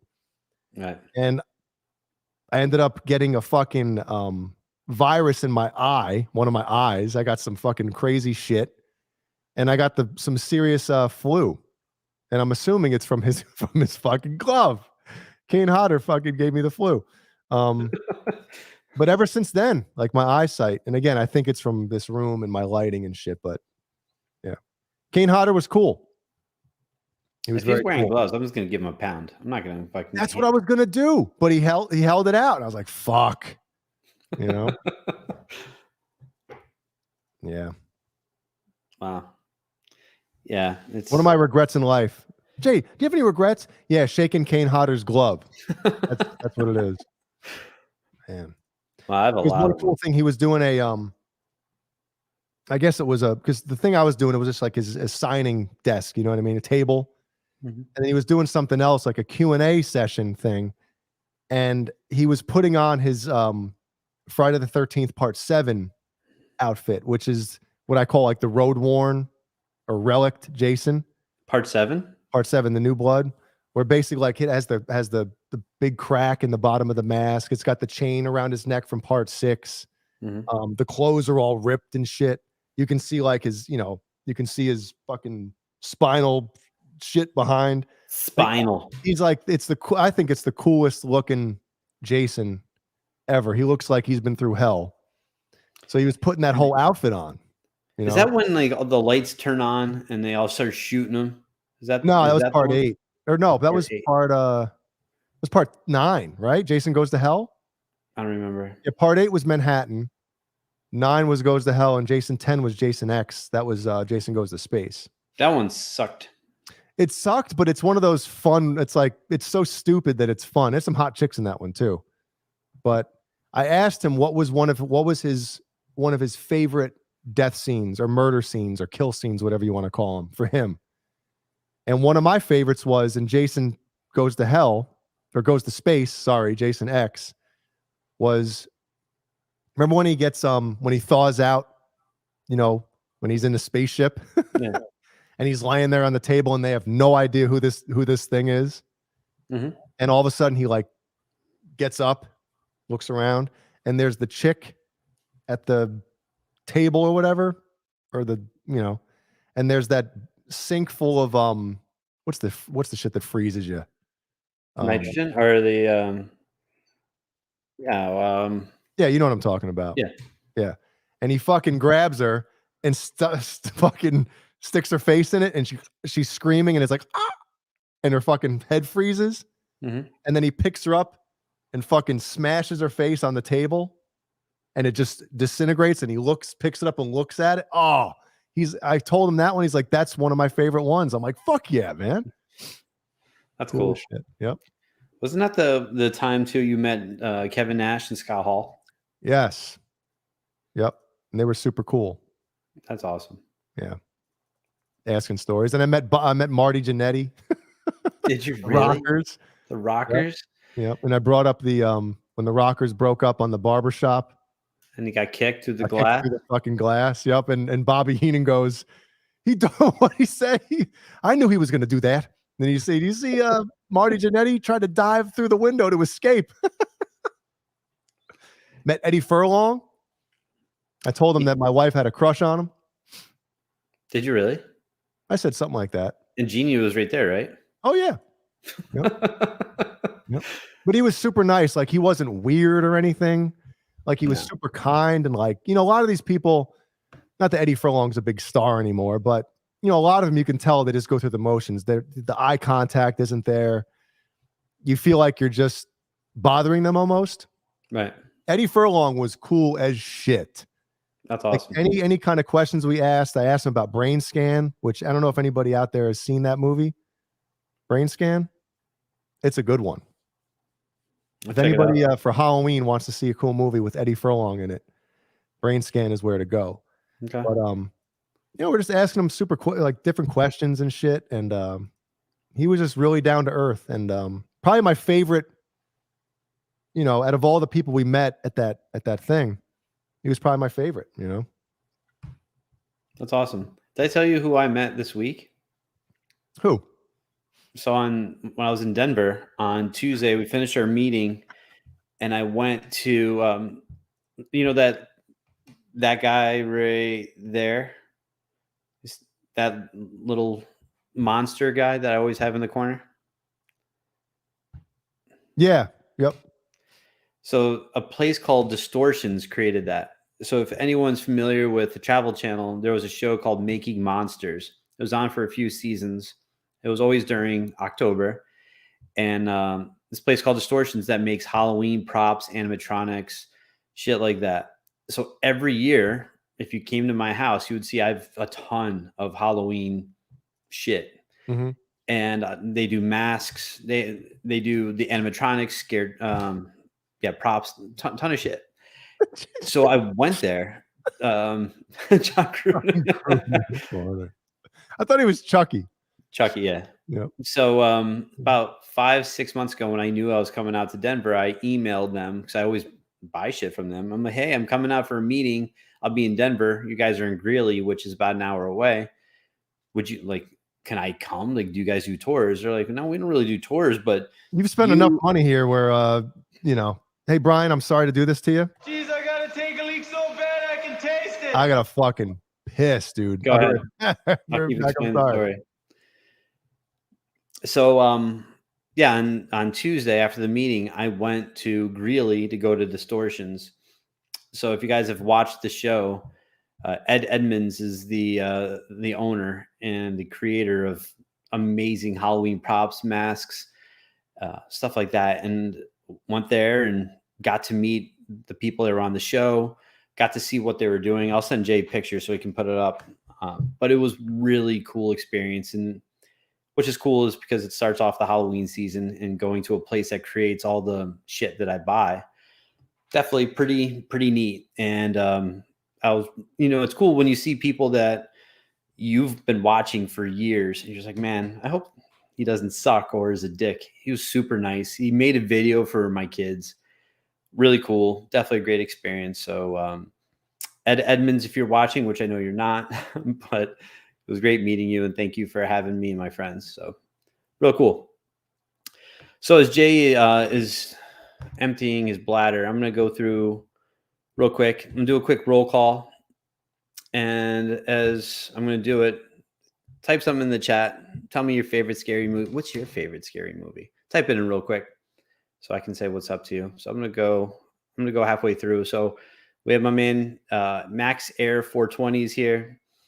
Andy Carson, Lenny Lou, Keith Campbell, Santa Cruz 3600. Shit. We have BonerJams in attendance, guys. What's know. up, BonerJams? Jeremiah Weiss, Bozie, Nelson Rodriguez. We got Jay. Hey, Jay now. back from emptying his bladder. Bye, Jay. We have Jimmy Ray Hawkins. What's up, man? Sorry, I had to wipe my nose. That's okay. Yeah. Got a fucking beach towel. Oh, shit. It's true. All right. Dan of New Jersey. Jay, I think it would be better if you did it, and you can use your little machine there to alter your voice and go through. Well, you already doing them. Oh, okay. I'll keep going then. That's fine. Again, I said Lenny Lou, Keith Campbell, Jimmy Ray, Stephen Franklin, the iconic Stephen Franklin. Yeah. Johnny Heartbreakers here. Charlie S. What's up, Charlie S? KXM Rock. You got Bozie. You got Jeannie Says, James Gum. James Gunn, what's up, man? KXM Rock. Yeah, we got everybody. Yeah. Shit. All right. Oh, I think KXM Rock is watching from the beginning because he said Jigsaw. No, I asked everyone to type in some movies. Yeah. Also, do you want to pull up our Patreon, our Patreon members, our patrons, so we can thank them real quick? Yeah, we can do that. And again, guys, if you're watching the show and you have not hit the thumbs up, please do so. Just lightly tap it. Lightly tap it. I want to try something. What's that? Kurt said he read something that if like basically right now I have it playing on a set, not playing, but I have it paused on a separate screen with my 7/8 account, right? So I got this one, then I can go into this one, right? So basically, supposedly, if you refresh, if everybody out there refreshes their feed right now, refreshes the page, it will add a view or something to the video.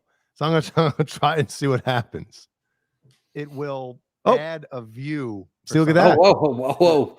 Back in time. Back in time. Right now we have 3,800 people watching. So thank you so much. Back in time. Back in time. Right now we have See, look at that. Everybody, just for shits and shits, just hit the refresh button and see. We'll check the what is it called? The analytics after the show. Analytics. If all of a sudden it spikes and goes Peter North. You ever rewatch the show and realize that your voice, you sound like a pedophile? That's how I feel when I listen to. Well, I hope not. It sounds so fucking weird, man. Do you feel that too? No, I do remember years ago, like recording something for the first time with my voice, or you know, like whether it's a little tiny tape recorder when you're a kid. Sure. And you listen back and you're like, that's what I sound like. I sound like a fool. And that's what I feel like when I rewatch these videos sometimes. Like, man, I sound like a fucking idiot. And not just my voice, like the shit I say. Oh, of course. Me too. Mm-hmm. You're not alone, man. But you sound great. Oh, thank you look even better, though. So. Thank you. Thank you. Oh, man. We only have 10 thumbs up. What the fuck? No, we don't. That's what Charlie S. just said. I see 26th. All right, good. Thank God. Hit that. Tell your friends, come hang out with us. And again, we always appreciate you guys tuning in and hanging out with us and shooting the shit. So thank you very much. So let me run through these names real quick. Again, we have a Patreon. If you want to do it, cool. If not, that's fine too. We do this for fun, but you know, this shit's you know. Does that make any sense? All right. So we got patreon.com here. /underthebus1, the number 1, not the word 1. Okay. Make sure when you're typing that in, type it in exactly. Or you can go in the description of this video and click the link if you want. But we got Andy Carson. We got Michael, the Captain Smith. The Captain, everybody. It's the Captain. Steve-O 5150. Randy Savage Price. Nelson Rodriguez False Flag, who just called in and told us some cool stories, and now he's watching a John Mancuda video. Stephen Franklin. Thanks, Stephen. All Dave, all night. Paul Martin Woods, Warlag with a 1 as well. See? Sherman Callahan, Jimmy Ray Hawkins, Fairfield Guitar Co. Is that Lewis.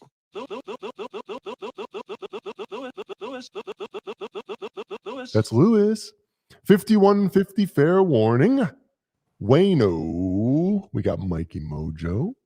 We got Tom Lean up in here. Frank Corcoran. Hey, Frank. Thank you very much. And last but not least, Ron. Hi, Ron. Appreciate it. Everybody, thank you so much that's been helping us out with this thing. And again, if you just want to watch and hang out, that's cool too. We love everybody. And there you go. Pause it if you want to see what comes with it. Short, double-decker, and the tour bus. And soon we'll be adding the bang bus. It's going to be amazing. Get Warrior in the back. Warrior's the man. Dude, it's so funny how, like, you know, Hogan passed it off to the Warrior.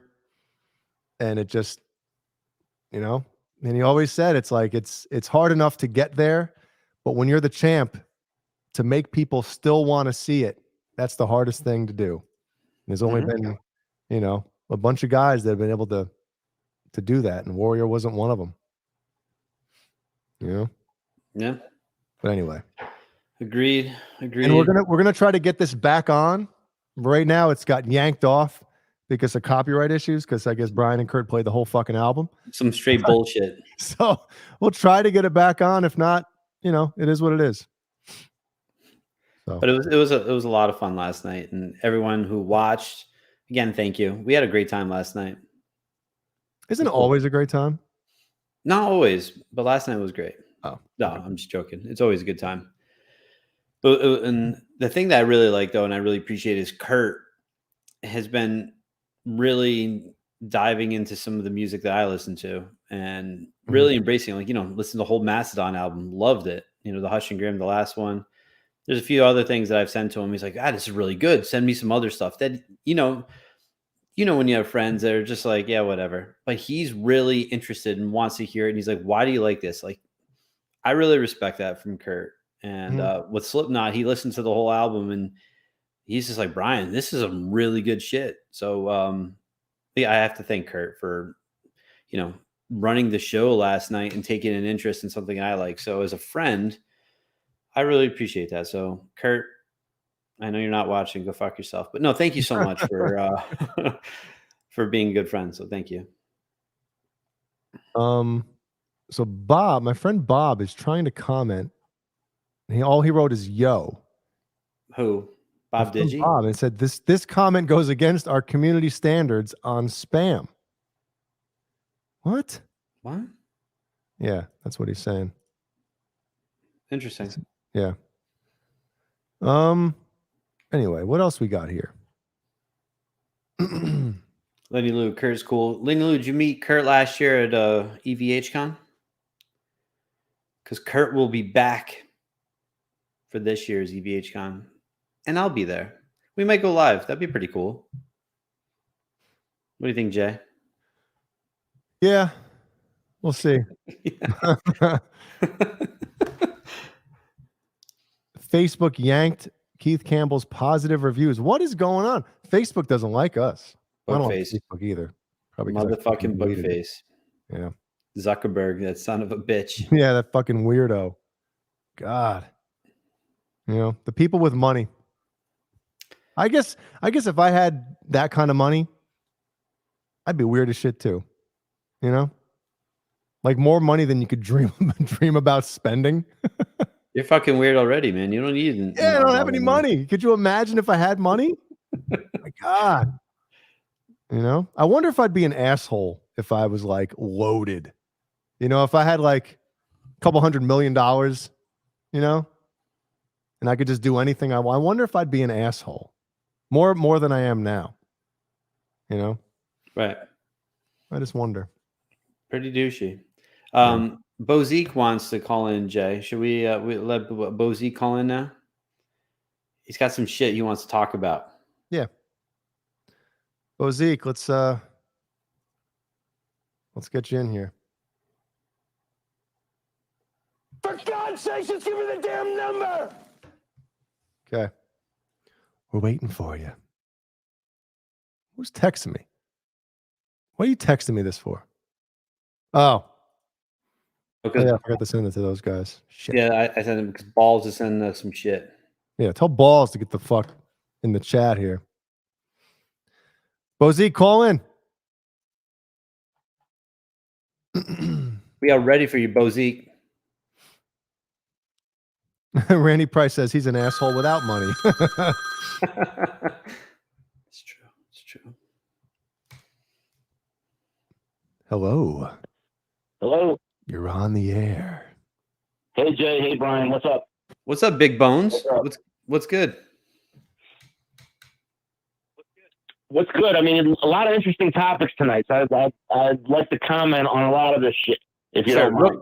Real quick, Bozie, before you get into it, I just want to make sure. So everything went well with the MRI. You're doing great. Yeah. Well, what I'm not doing great, but I didn't have what happened to the other YouTuber who should remain anonymous. So no cancers or anything of that nature. But my neck and my back are a piece of trash. So I got 3 herniated discs thanks to this car accident, or maybe it's because I'm a 40-something-year-old broken down piece of what, and the car accident made it worse. But 3 herniated discs, so damn, not fun. That sucks, man. Well, thank God you don't have cancer, so that's always a positive. We've been thinking about you, so. Yeah, right. But again, I mean, I wasn't fearful of that until I found out it happened to somebody else a week before I was scheduled for the same MRI. But that's neither here nor there anyway. But no, but a lot of interesting topics tonight, and I'd like to start with Jay's alien thing. Okay. What was that? No yelling on the bus. That's all. Sorry, go ahead. Bozie, hit me with the aliens. Hit me with the aliens. Yeah, the thing is, like, I know you're big into it. Like, and I like it from like a science fiction standpoint. For me, though, I bet you there's a bazillion Roman empires out there, out in the universe. Like, basically other civilizations like ours that really haven't developed to the point where they can reach somebody else yet. And I think the ones that have reached that level wouldn't be interested in primitive people like us. I mean, think about it. If you're looking at a civilization that's, I don't know, 10,000, 100,000 years more advanced than us, and they look at these monkeys down here, all right, these people are racist. They hate each other based on immutable characteristics. They're constantly on the verge of blowing each other up with nuclear bombs. Yep. They still have slavery in parts of the world. They're polluting the hell out of their planet. Yep. What do we want to do with these people? I don't think they'd be interested in us one bit. The one thing I do fear, though, like I would be afraid of, ever seen the Twilight Zone movie, episode "To Serve Man"? Yes. That shit scares the hell out of me. What's it about? What if they're like, oh, you never saw it, Brian? Oh, I've watched them. I just don't remember. A bunch of aliens come down and they give people the means to turn Earth into a utopia. Oh no, I definitely didn't and when they come down and they're talking to like all the world leaders, their emissary or whatever has a book, and they get the people take the book to try to figure out what's up with these aliens, and the one guy is able to translate the title, and it says "To Serve Man." So he's like, wow, that's really altruistic. But then we find out at the end that it's really a cookbook, and they're taking people slowly up to their planet. So basically you end up being an ingredient in somebody's soup. Mm-hmm. So at least that's how Rod Serling explained it at the very end of the episode. So that's the one thing I do worry about. Like they show up here because they want to use us for natural resources or something. But again, I don't think that if there are advanced civilizations out there that wouldn't be interested in us. As far as the travel thing goes, though, Jay, everybody talks about like the whole warp drive thing, like in Star Trek, right? Mm-hmm. I think if they are traveling, it's more like Stargate. It's interdimensional travel type shit. That would be my theory. Yeah. Again, I mean, I think if what if, the whole thing, like, why would they be interested in us? What if they put us here? What if we're a science experiment? Well, you know what I mean? It's like there's so many different things I think of, and I'm like, shit. That ancient alien stuff is fascinating. Yeah, it is fascinating. I mean, because like I remember reading Chariots of the Gods in high school, and the theory basically behind what Van Daniken's work is all this stuff you read in the Bible is really, it just explains how the aliens put everybody here. But again, interesting for like a sci-fi movie. I don't know if I buy into it though. You know what I mean? Like, who knows? Like 10,000 years from now, they might find out. One of your descendants will find out. Hey, my ancestor who was a musician, Jay Hannon, knew what he was talking about. He had figured out all this shit 10,000 years ago. I don't know shit. Who knows? Well, I here's my thing on if anybody is visiting us and if they're evil or holy shit. If they were gonna like say attack us, like we watch these alien movies, all of a sudden there's a mothership that's orbiting the planet, and then all of a sudden these little tiny UFOs come down and they start blowing shit up. Listen, if they wanted to take over our planet, all they'd have to do is, if they have that kind of technology to travel billions or millions of light years instantly or whatever, we're screwed. We wouldn't even see them. They would just cause a catastrophes on the planet, earthquakes, typhoons, like hurricanes, everything. Oh yeah, like that's it would probably be unbeatable. But since you mentioned technology, that brings me to my next like subtopic on this. Brian was saying earlier that a lot of what the pilots have seen might just be us, like the government testing new stuff that they're not telling people about. I really think that's a possibility. I just from personal observation, I had an instance with a buddy of mine back in college, this was like late 90s, where he needed a pair of glasses. So me, him, his girlfriend, my girlfriend at the time, we're all hanging out at the mall. So he goes into like a glasses shop, right? Because he had broken his glasses or whatever. And the guy behind the counter tells him, he's like, "Yo, I'm always breaking my glasses. I'm sitting on them. I'm stepping on them. I'm really, just real messy with it, right?" And the guy pulls out a pair of frames off the shelf, right? And he's like, "This was developed in 1953." But he says, "Well, we're just getting it to market now." And it was like a pair of malleable frames that can't break. Now, think about that. It was developed during the 50s, but it was coming out to the consumers in the 90s. Mm-hmm. So who knows what they got on the shelf somewhere that we don't know about yet. True. Oh, yeah, absolutely. Absolutely. And I don't know if... just food for thought. Yeah, Bozie, what I was saying in the chat to my man Hellstorm is something else that I always find interesting is in different cultures, there's dragons, right? So China has dragons, England has dragons, and it's obviously this, Ricky the Dragon, nowhere near each other, and it's pretty fascinating that different cultures have, those things. So I don't know. That always gave me the feels. Well, I mean that's the same with religion though too. Like if you look at like all these, like if you look at not just Christianity but like all like religions around the world, a lot of the same concepts. So it's weird how even science fiction stuff like a dragon, it shows up in 30 different cultures. I don't know what that is. That is fascinating. That is fascinating.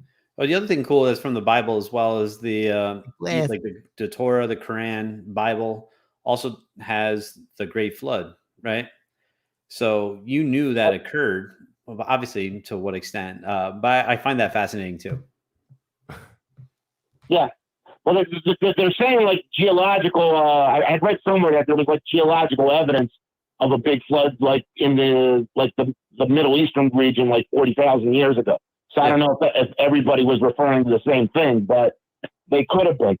I'm going to end on this because I'm taking up too much of your time. But now this was, I'll warn everybody who's listening, this was very much in poor taste, but it had to do with the Halloween topic earlier. And I had mentioned this last year on the show you guys were formerly on. Mm-hmm. And, it's hard to explain the whole story in the chat, but it was funny, but really offensive at the same time. And Paul was like, no, I didn't see that because I don't watch TikTok. I'm 52 freaking years old. He was like, I remember that was his exact comment, but it was somebody had sent me on TikTok about around this time, about a year ago, like during Halloween season. It was somebody going to a Halloween party. It was like a Indian or Middle Eastern kid dressed as a suicide bomber. Oh my God. And yeah, this was really offensive. Like just bear with me for a second. So he knocks on the door and his buddies open the door. The one guy's dressed as a Catholic priest and he's like, you can't, he's like, that's offensive. You can't wear that to the party. Now, bear in mind though, that the next two guys who show up who were already at the party, who were, dressed in their costumes and telling him, this is offensive. You can't come in here. The one guy was dressed in full Nazi regalia and the other guy was dressed as a Klansman. And like I said, the third guy was a priest. So they basically convinced them, go home, dress as something else, come back. Now, the punchline was the priest. You didn't realize it at first. But as the suicide bomber guy is leaving and stepping away, you realize that the priest, there's a second little portion to his costume. He's got a prosthetic mannequin of a little kid in front of him facing his crotch. So that was the whole I've seen that whole Halloween story from TikTok. Like I said, offensive, but I thought it was funny. Anyway, I'll leave you guys on that. You have a good night. Bozie, thanks. Hi, man. Bozie. What's up, Kurt? Hey, Kurt. What's up? What's up, handsome? Did you watch the very beginning of the show? No. I can tell because you're here. How you doing? Good. Good. It's good to see you, man. Yeah. Had a nice dinner. What'd you have? What'd you have? What are you, a woman? Steak medallions, garlic mashed potatoes, and green beans. We need one that says, who gives a fuck? That's what we need on here. One that says that. He asked. Asks what you had for dinner. Ryan. A normal human? No. Usually it's like, where'd you go? Like that's the extent of like, we give a shit. No, I care though. I want to know. Steak medallions. Wow. I sent you guys, I texted you. I didn't want to say this on the show, but I sent you the most offensive Halloween costume I saw. Steak medallions. That's what I had tonight. Steak medallions. We got Mikey Balls in attendance. What's up, Balls? Mike Balls, everybody.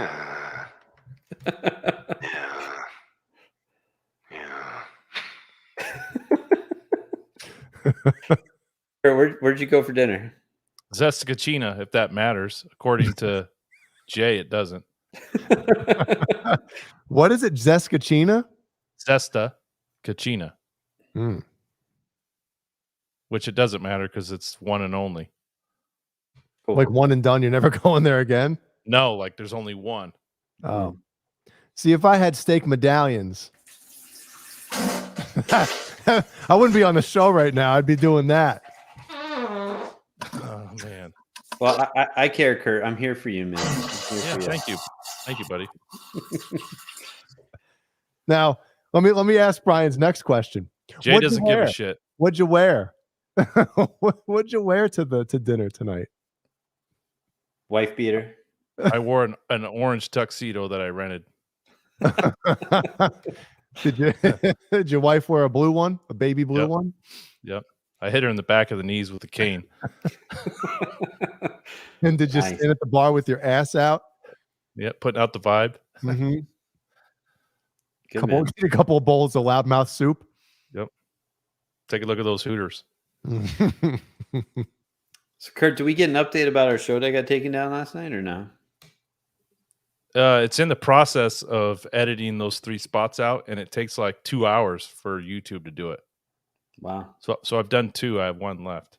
I sent you a text earlier today, and I told Jay, because Jay's like, oh, did you play any clips that maybe been flagged? I'm like, no, we just played the whole fucking album. But I sent you a text earlier. There are people doing reviews, and they're playing the whole thing, and they're still up, you know? Yeah. Is there a way? If we want to get into this right now, I think there is a way. Well, is the video monetized? Maybe that's why. The video is monetized, but I Probably think why then, right? I think since we did a live stream, they scrutinized live streams versus uploads. Gotcha. And that might be why, because the stuff that I sent to you they were uploaded. Right. Yeah. Makes sense. Live and learn. Jimmy Ray Hawkins, yes, it definitely was for educational purposes. We're educating everyone about the new Slipknot album. It's great. Yeah. It's too bad, I don't want to get too heavy into this, but we could get Slipknot's approval. And, we're promoting their album. Dude, they don't need to promote their album. They need my promotion, motherfucker. They need me. Especially Jim Root, since I have 5 of his guitars. 5 of his guitars. He was wearing his mask. Yeah. He showed his tattoo of Jim Root on his left lower thigh. Left titty. Mm-hmm. What? No. Yeah, we need a video editor.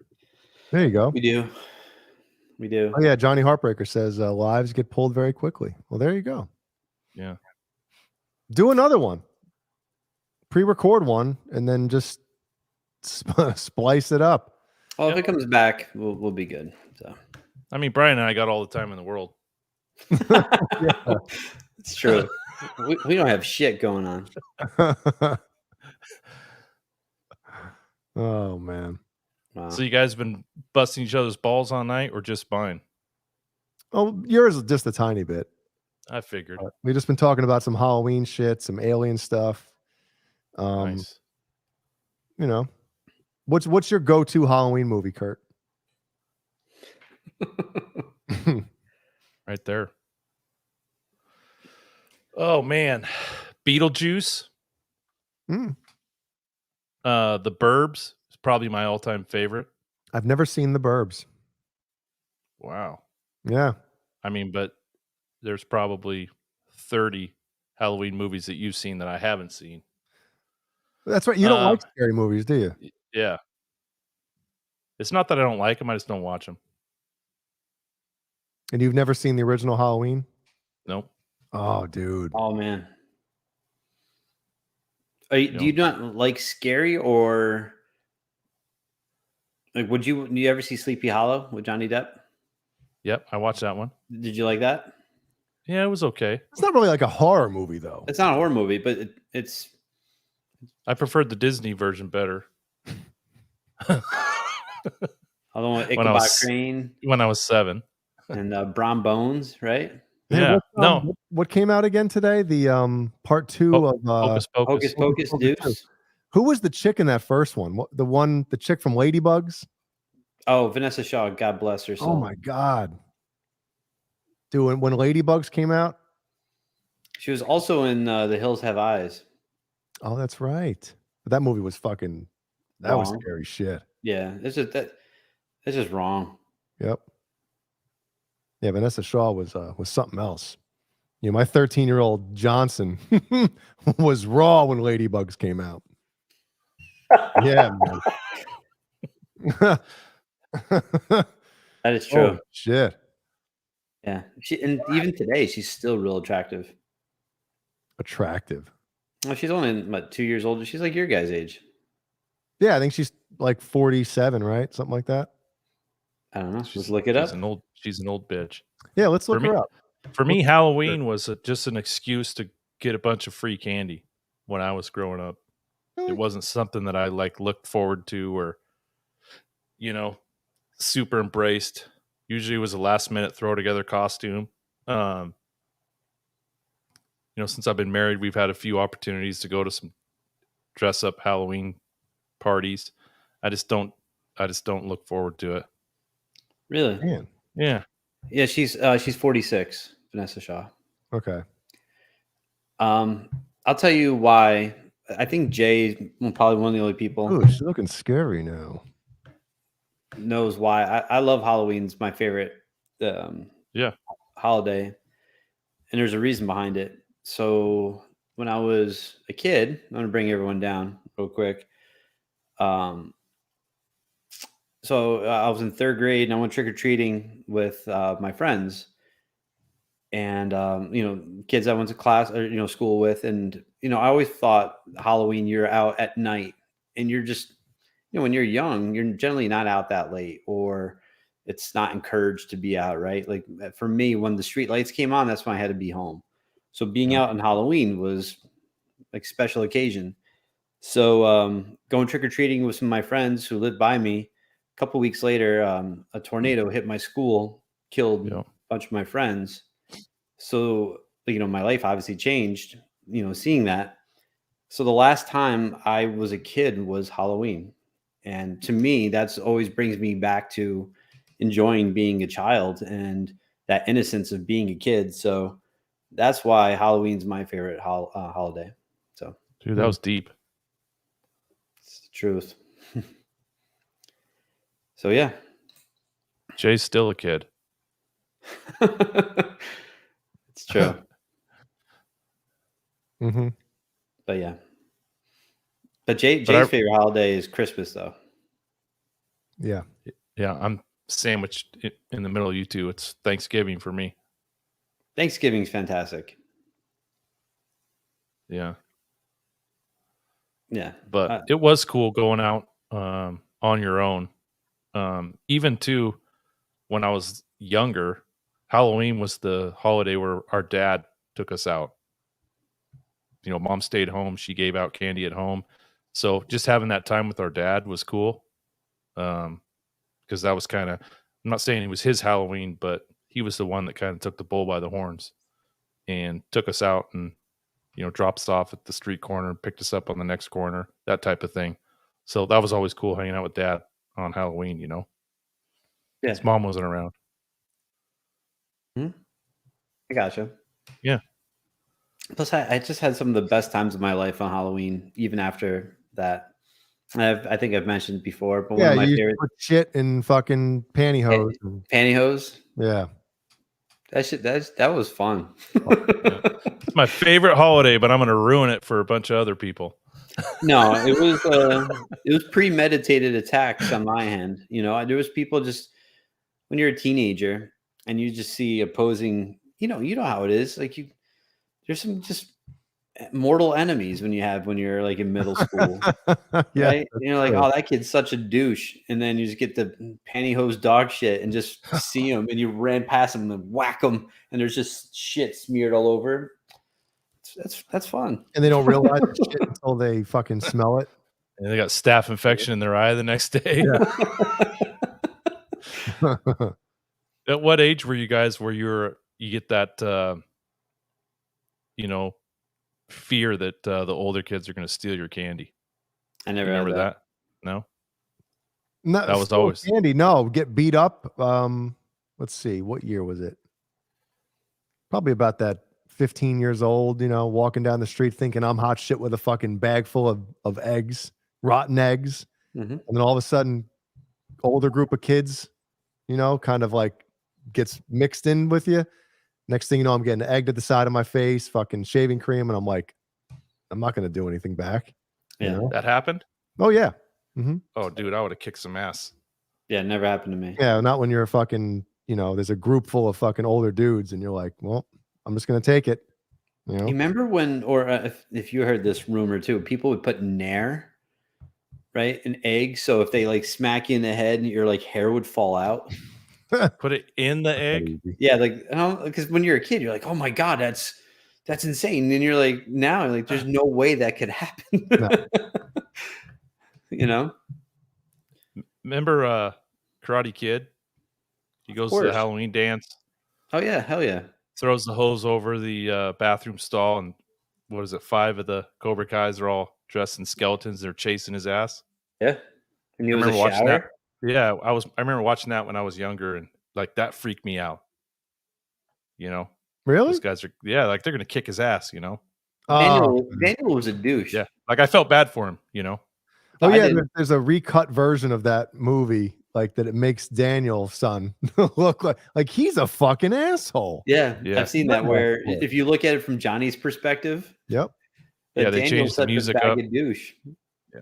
Like, dude, Yeah. think about it. I mean, the first time, right, Johnny meets Daniel is when Daniel's talking to what's her name at the fucking beach, right? At the Allie. party? Yeah. Yeah. He throws the stereo at him. Yeah. Yeah. So like, dude, you're over there talking to my girl. Yeah. Fuck you doing? Yeah, You the know? recut version just shows him kicking sand in his face, and then Yeah. shows him punching him at soccer practice. Like, and it cuts out all the other shit. Well, at the soccer practice, I think he punched Bobby, not Is that what it Johnny. was? Yeah, whatever. Then he's rolling that doobie in the bathroom. I just remember as a kid, it was just like, I probably didn't realize it was weed. I'm just thinking, dude, that guy's rolling his own cigarette in there. Whoa, he's a badass. Johnny was the man. Yep.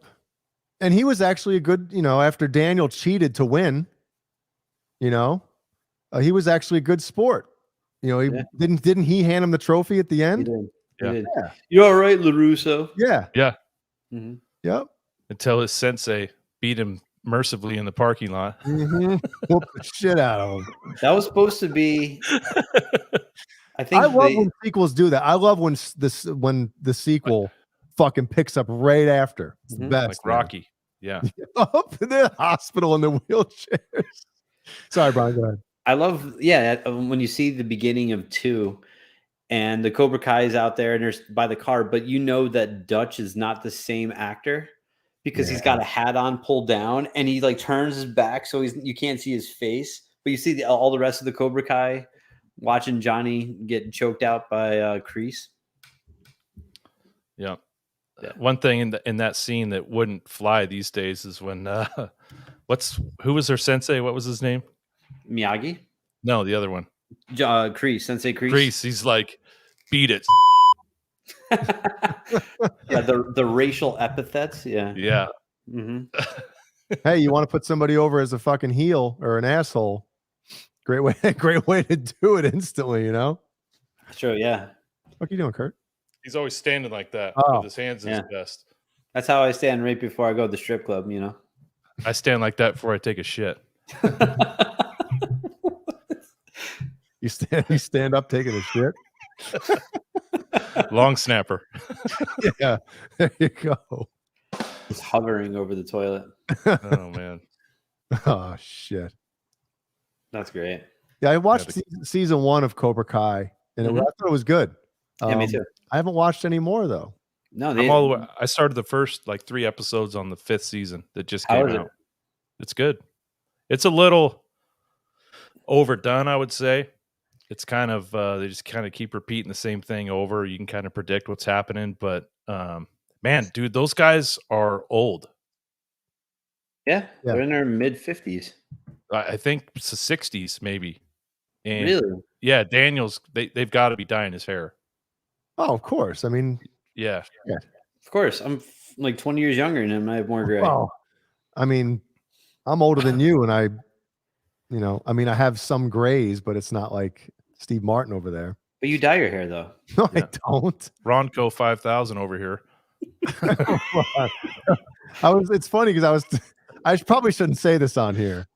But Do it. I was telling Jeannie that I should probably start getting some Just for Men because when I get lazy and I just let it go for like fucking weeks on end, right? Yeah, look at this. Well, I've noticed that it's starting to get gray like in my beard or my mustache area, except in the middle. So I'm like, I can't have the middle dark. Don't even do it, dude. Don't even do it. I can't have the middle dark and the rest light. So I'm gonna have to start either doing something. Yeah, I can't be having that shit. What did Jeannie say? I got 3 different colors. You She guys doesn't want me notice? to. Yeah, I do. I see the. Mustache. like orange, and then I got Yeah, you black have and then gray. brown and gray. Yeah, see, I would think he smoked cigarettes. If this was like a yellowish orange, I'd be like, this motherfucker's got to be smoking cigarettes for years. For years. I've been smoking cigarettes for years. Camel crushes. Yeah, my facial. Now I have to talk like this. I smoked too many cigarettes. Can you imagine if it's dying your My secret is I just cut off the bottom of the pack and I put the whole fucking thing in my mouth and I just light the whole end of the pack and there you go. if it's dyeing your goddamn mustache hair, which is coarse as shit? Can you imagine what it's doing to your lungs? Oh shit. Oh, a hairpiece. Jay's wearing a hairpiece. He doesn't have to glue it on. He's got the headphones that hold it down. That's why I make sure that this is the right ear. You know, otherwise it'd be like this, you know, covering my face. Yeah, it's just Fucking attached to the headphones. It's not holding it down. It's just attached to it. When he takes it off, the whole thing goes. Oh man. Oh fuck. That's great. Be a good idea. Remember, there was a Gallagher stand-up where he starts the thing and he's like, all of a sudden he takes his hat off and there's hair attached, like extra hair. To the hat? Yeah, under the hat. It's pretty fucking funny. Like all of a sudden, like 15, 20 minutes into the stand-up, he just takes it off and there's like extra hair. You didn't even notice. Fucking funny as shit. No. Fuck, if the girls can do it, why can't we? It's true. They have the hair extensions in. Yeah. Hey, Jeannie wants gray hair. She wants to be like silver, and I'm like, she's always looking. She's like, do I have any grays over here? I'm like, oh God. No, you don't have any yet. Get over here, Meryl Street, and bend over. My whole fucking head is gray. Sucks. That's how I feel sometimes, man. You know, I fucking never mind. I was 12 with gray hair, and I started dyeing it because I was so self-conscious about it. Dude, you can't go to like junior high or high school with gray hair. No. Steve Martin over here. Yeah. Dude, I remember my brother dyes his shit. And I remember a couple of years ago, like, I saw him. And around, I guess he had dyed, you know, used the Just for Men shit, right? But then like he got a haircut and like trimmed the sides short. So the sides of his hair were gray and the top was still brown. I was like, dude. He's like, yeah, I gotta color it. You pumpkin pie hair freak. Stupid. Well, we have like Keith Campbell. He says, fuck it. He's keeping the skullet. Rock it, man. Dude, own it. Own it. Yep. Fuck it. Hulk Hogan, could you imagine him if like he shaved his head back in the day? No, he needed it. He did. We have Hogan. We have Keith Campbell. We have Devin Townsend. Just skulling it. Mm-hmm. Love it. Hogan, he'd wear that bandana, and then about 20% way through the match, it would fall off, and he would own it. They're like fucking Bret Michaels. You know he's fucking bald as fuck. Oh yeah, yeah. He's got like 5 layers of headwear, and then some hair. It's definitely like attached to his bandana or his hat. You know. Yeah. And he wears that shit low, like right to his eyebrows, and then the cowboy hat or whatever on top. Well, when you get to State Fair, he's got a Monster 5 head like me, so that's why. Yeah. You think the headphone tube is a great idea? He's got the whole shebang-a-bang. He's got the hat to the hair to the bandana. It's like just fucking. He just takes it off. And he wears that State Fair hat. You know, the straw hat that you get at the fair. Yeah. Mm-hmm. Still, he doesn't give a shit. That's his look, man. You know how many blowjobs he's gotten by random chicks while wearing that hat? Good for him. Good for him, man. I think about that all the time. Like, guys, you just know how many like oral pleasure sessions that he receives. Do you like Terry Bradshaw's hair? No, I think it looks terrible. The blonde bomber. Dude, he's got the fucking Hogan. Yeah, me and Kurt are hitting it at the same time. Yeah, he's got the Hogan. If he grew it, if he wore a fucking a red and yellow bandana, he'd look like Hogan. Man, he's getting big too these days.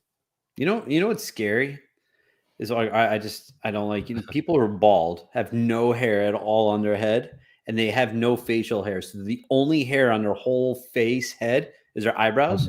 Shit fucking freaks me out.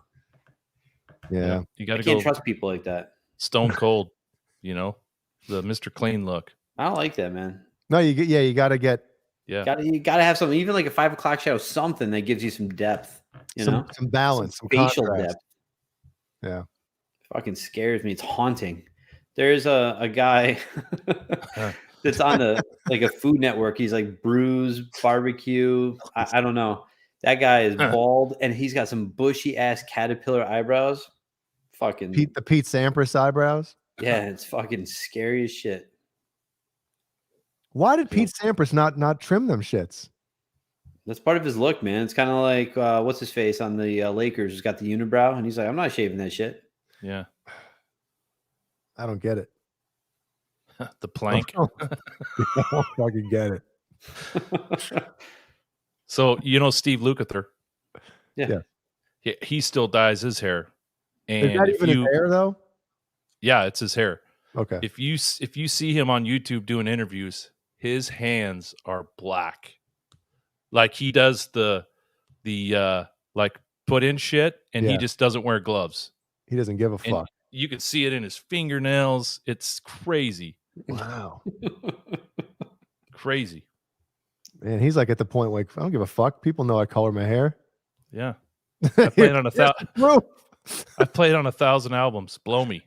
Yeah. It's true. Anybody talking shit, I'm better than you. Yeah. Yep. Did Kurt Lenny Lou is just mentioned EVH Con.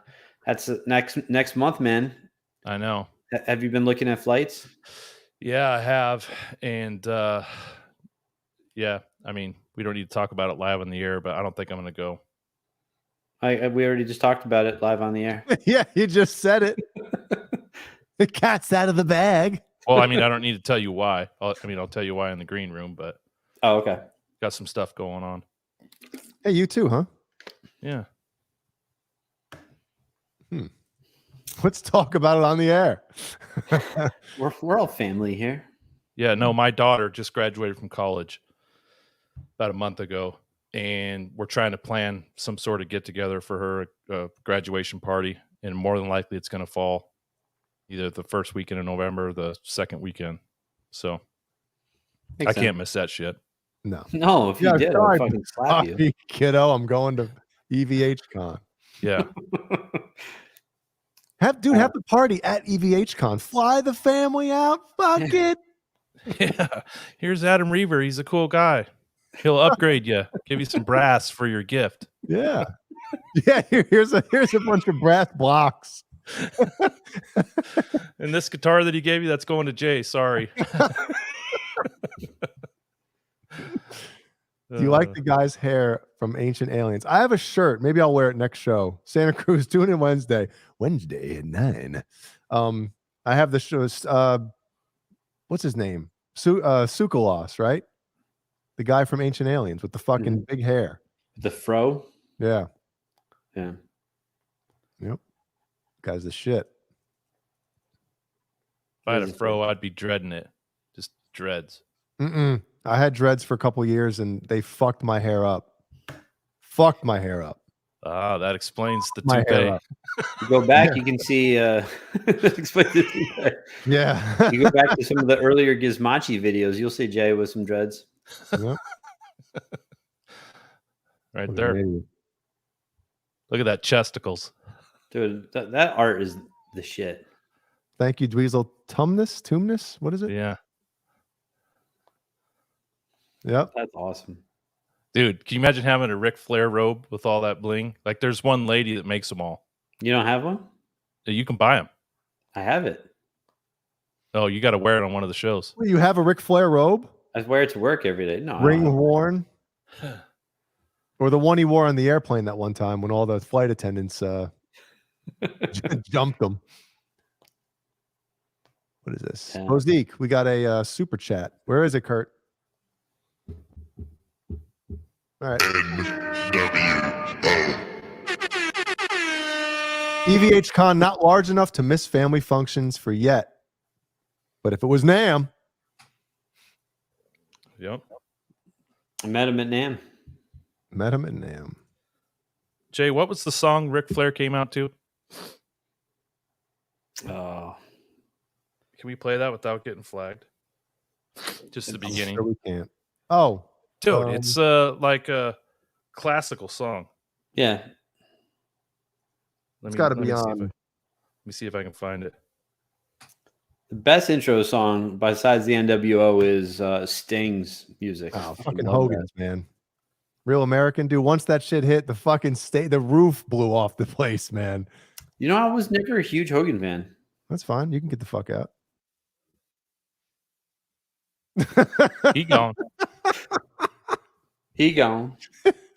Dude, I'm still a fucking Hulkamaniac, dude. I pull up interviews and promos with him still to this day and laugh my fucking balls off, dude, because it's like believable.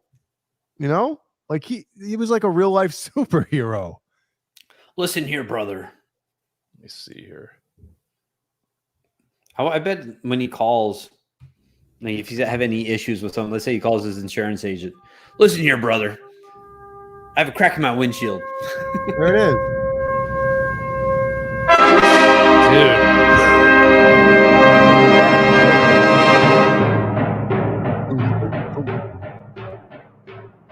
All right, Jeannie said if that doesn't fire you up, there's something wrong with you. Right? No, it is a good one. It is a good one. It fit his character perfect. Yes, that it did. Big old sleeves. Yeah. Oh man. Flair was not an attractive man. I'm talking about as if he's dead. Flair is not an attractive man. You know what though? I was impressed with the shape that he was in. That shit. Dude, I'm getting fucking pumped right now. But they were started from the actual this part right here. They go, dude. Oh yeah. Fucking place went bananas, man. Well, Jay, you love it because it's 80s music, and that's your shit. Dude. And you know, yeah, Hulk Hogan blocked me on Twitter, which I'm still trying to figure out why. But you always knew when Hogan was going to lose. Do you know how? Oh. He would pose like a motherfucker before the match. Like he'd always go around to the four corners and do this and pose and whatever. But he would go the extra mile. And I guess who was Brother Love? What was his name? Bruce shit. When he does his interviews, like one of the slogans or one of the sayings back then was Hogan's got to pose. Whether he won, because when he won, obviously he's in the fucking ring for another 10 minutes, right? Right. You knew when he was going to lose, which obviously wasn't very often, because he would do a whole thing before the match even started in the ring. It's like he's going to lose because he had to pose. I love it how him and Ric Flair used to always bounce around to the ropes. That was like their thing, kind of an old school thing, and they still did it in the late 90s. Also, what was that thing Flair would do when he would act like he would get thrown and it looked like he landed on his head and you'd almost like spin like a what the hell were those, the dance, the guys that spin on cardboard, breakdancing. Breakdancers? Well, yeah, he had every match he would do the thing where like he'd get hurt and he'd walk. Yeah, for like 2 hours and then all of a sudden he'd fall. Yeah, and then he would do the thing where he'd flip over the rope, walk on the apron, and then get like clotheslined or something. It was all every one of those wrestlers, even now, like all the big wrestlers have like a certain thing they have to do every match. It was like their thing. No, I love that though. When Flair would be messed up, and he takes walks like a mile, then all of a sudden he just falls from it. All on his face. It was the best, man. But And then he would like strut. Then he would start He would, punching like, the air. big steps. He would like punch the air because he was like not. Yeah, it was the shit. And then like he would always like just fall like. Yep. It was great. Yeah, and then Hogan would do the thing, where they'd grab each other's hand and he'd go. And they played Mercy. Yeah. You turn it over, and then obviously the heel would always do either a poke to the eye or a kick to the balls. Yeah. They don't Hey, do that Charlie shit S. anymore. says, enjoying the Saturday night show, boys. Isn't it great how you boys have blossomed on your own? Well, thank you, Charlie. Jay's growing up right before your eyes, guys. We're Right still before you- trying every right time before we you get on here. It's true.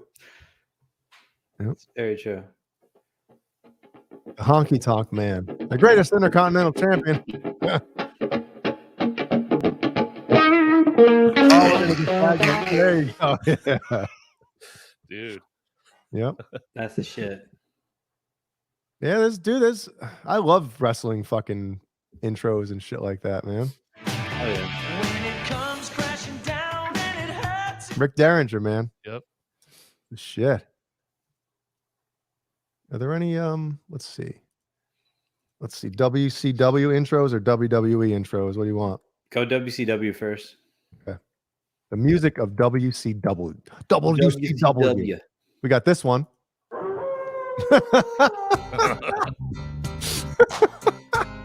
Listen to the piano. Oh, I like shit. when it goes like. Hey, yeah, the hi-hat. Jimmy Hart, one of the writers on this song. There it is. There it is. Let's see. What was Buff Daddy's? Oh God. What about Brian's boy? Sting. Buff Bagwell. Oh, Buff. That was it. That was it. Yeah, that was okay. Buff. That was Buff before Daddy. he was in NWO. Yeah. What about Steiner? Here's Sting. Remember Steiner's finishing moves called Steiner Recliner? Yeah, the Steiner recliner. What'd you want to? Hell yeah. That song's This the one? shit. There's this one. Rap is crap. Remember this one? Stupid shit. I fucking hated when they were doing that whole thing. What about Remember- DDP? You remember Disco Inferno? That's Yes, I do. Jay. That's Jay. Disco Inferno's Jay. Oh. Inferno. Like, I fucking hated him. who pitched that to him? Someone's like, you know what? I think you should be a disco enthusiast. That's He what pissed you someone should off. be. Like, it's fucking garbage. He pissed someone off. Remember like Glacier? Yeah. Glacier. Come on, man.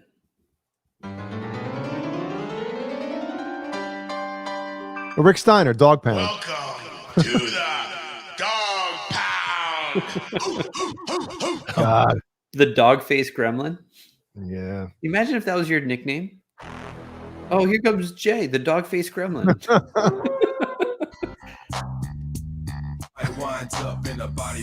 God. I'd be like, I'm not coming out to that fucking music. Don't turn your back on the wolf pack.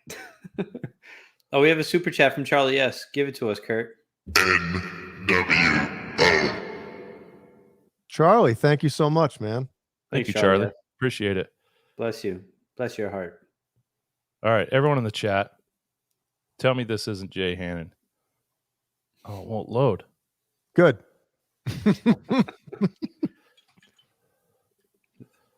All the It's shit you Johnny give me, Sins. I'm Is that who doing you it. pulling up, Johnny Sins? So you think they look Johnny like Jay? Ernest the Cat Miller. That guy sucks. WCW had a lot of terrible, terrible wrestlers and gimmicks. They really did. WWF did too for a while. Oh, Like, definitely did. dude, they had, you'd watch the shows and they're like, wait, we got Stone Cold and The Rock, and they're putting out some of these fucking. That's Jay. Look As he who's walks into the bedroom. Parker's coming up behind. Oh yeah, he is. You holding the chair? He is. You remember the Parker, the chairman of WCW? You remember Do that fucking that There you walk. go. La Parka?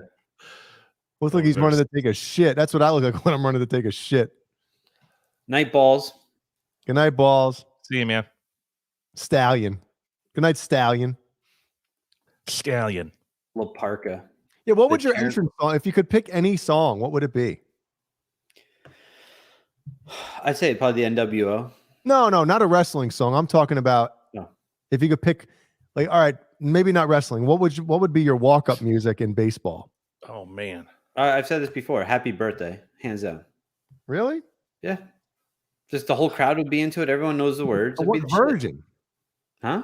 What version of Happy Birthday though? The only version that matters.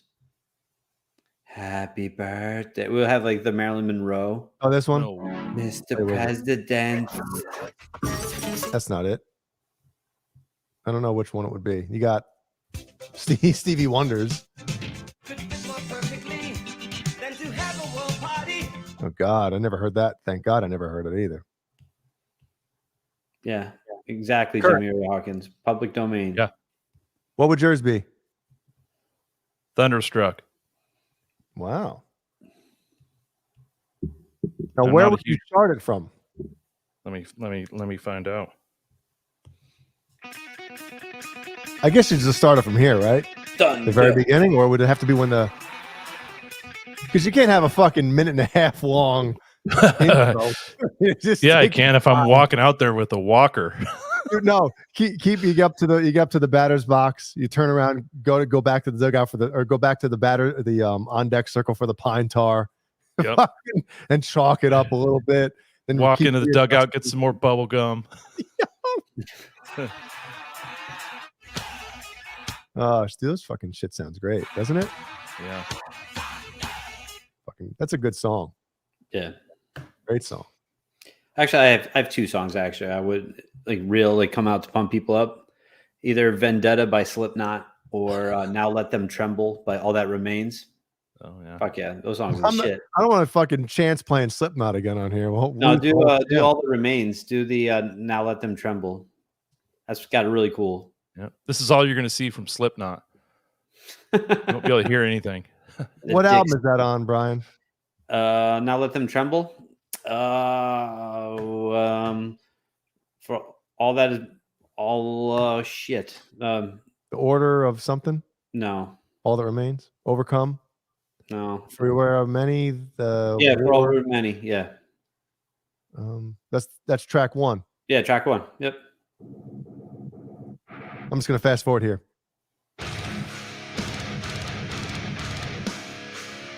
You'd come out to that? Hell yeah. There's a cool little harmony part. And last time I was with Ollie, we worked on this song. This part. Oh, that's pretty cool. Yeah. The song's the shit. Those drums sound fake as shit, don't they? God. Sorry. I get annoyed at shit like that. What about you, Jay? What's your song? I got 2. I'll Okay. show you one. I got another one too. This is my heavy metal. Like if I was gonna come up to heavy metal music, it would be Gizmachi song? no, I wouldn't come up to my own shit. That's some fucking balls for you. Come up to your own shit. Well, like Shawn Michaels. So it might be this.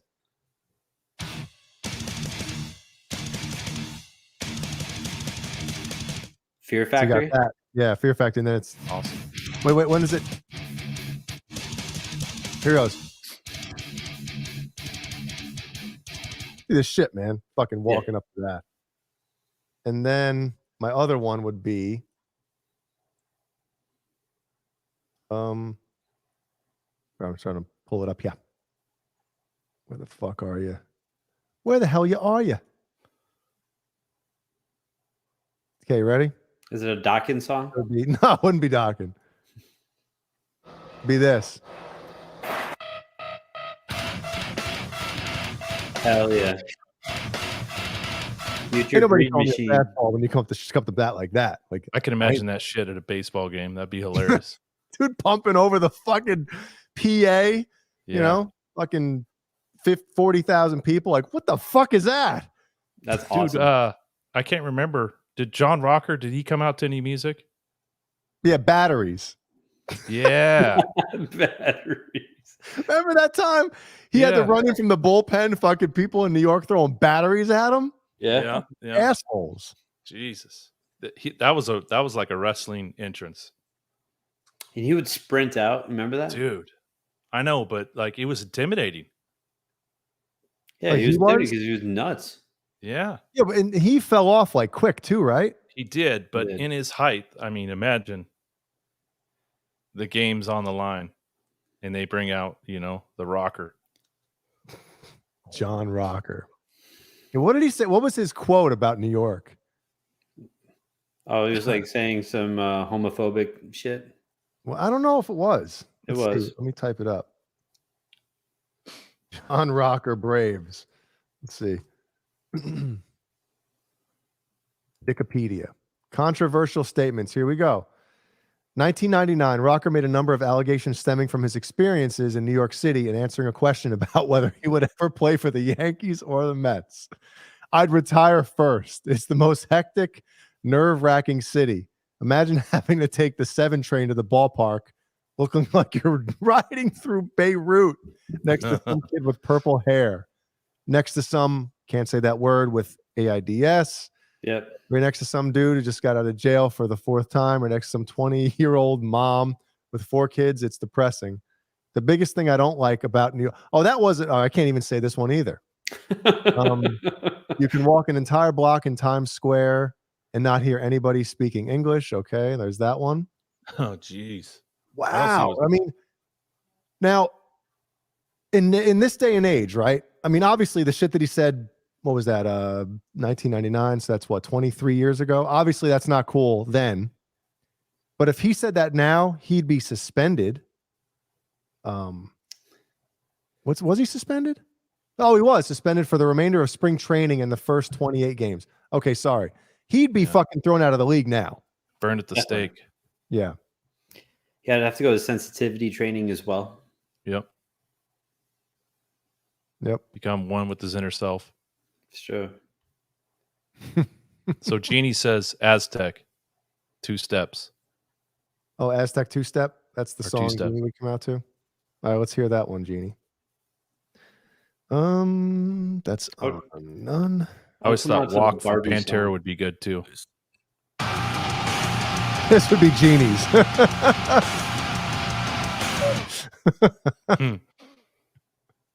What song did you say, Kurt? Walk from Pantera. Oh. The bass is loaded, and you have that song. Fire you up, man.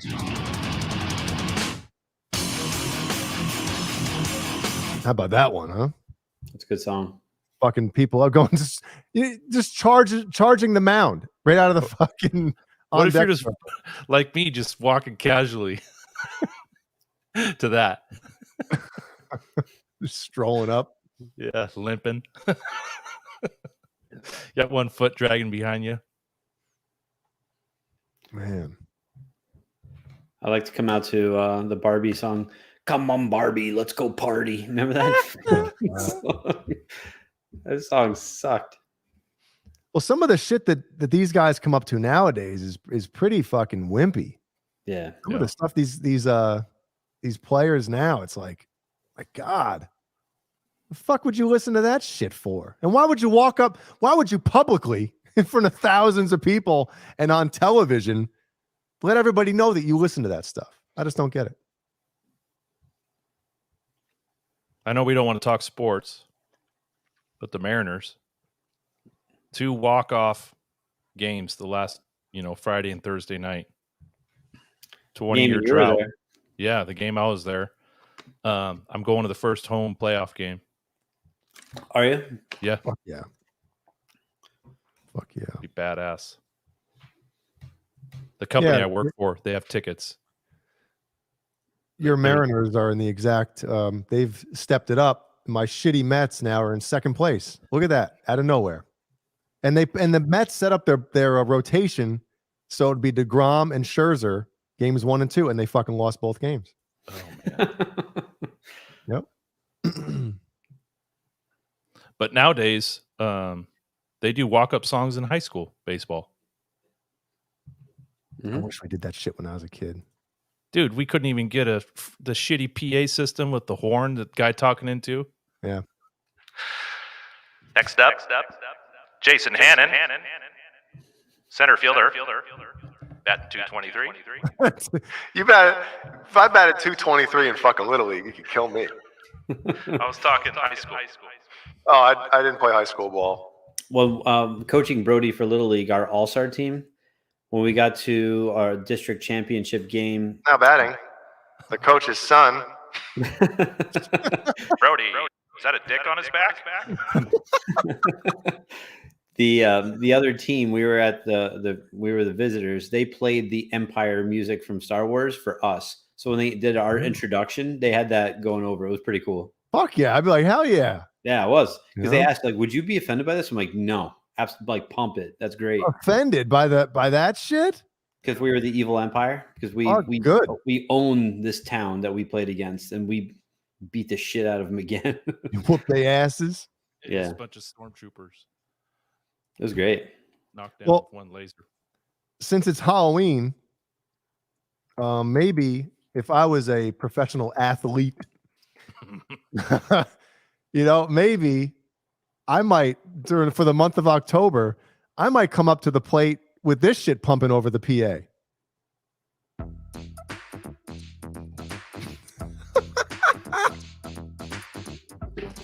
Anybody? Yeah, Will Smith. Okay, thank you. Great song. Fucking song is the shit, man. It is. It's the shit. Didn't he get sued over this too? And I was thirsty. The Nightmare on my street. Yeah, that's great. Thank you, everyone, for holding in the there. other day, fucking with the kids eating breakfast. I was doing the fucking moves and shit. He was looking at me like I was nuts. She's like, all these. I was like, oh man, this song's the shit, Ellie. Yeah. She's like, okay. The chicken neck. Every Day is Halloween by Ministry is an awesome song. Oh hell yeah! I haven't heard that name in forever. Bozie wants Ministry. Was it center field here? Let's put some of that on. Oh, dude, I fucking hate that song. That's a Remember great the video? song. Dude, it was all the bloopers, right? Yeah, No. Yeah. Yep. Oh, that's not what I meant to do. Here you go.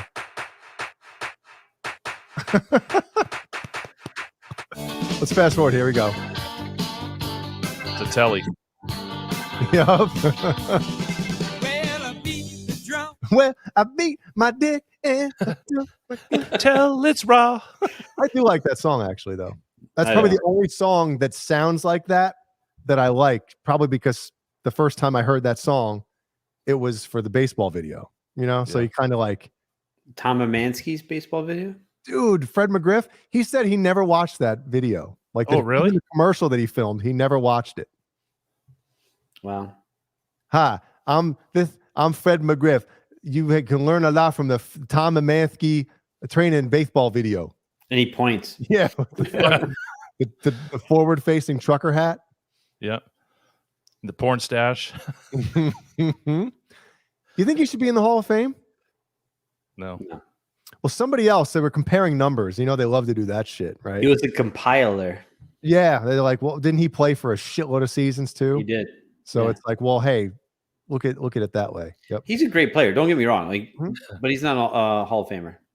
I love how we're talking sports here. So if you guys get a hot minute, watch the Nolan Ryan documentary on Netflix. It is awesome. Awesome in a what kind of way? It's great.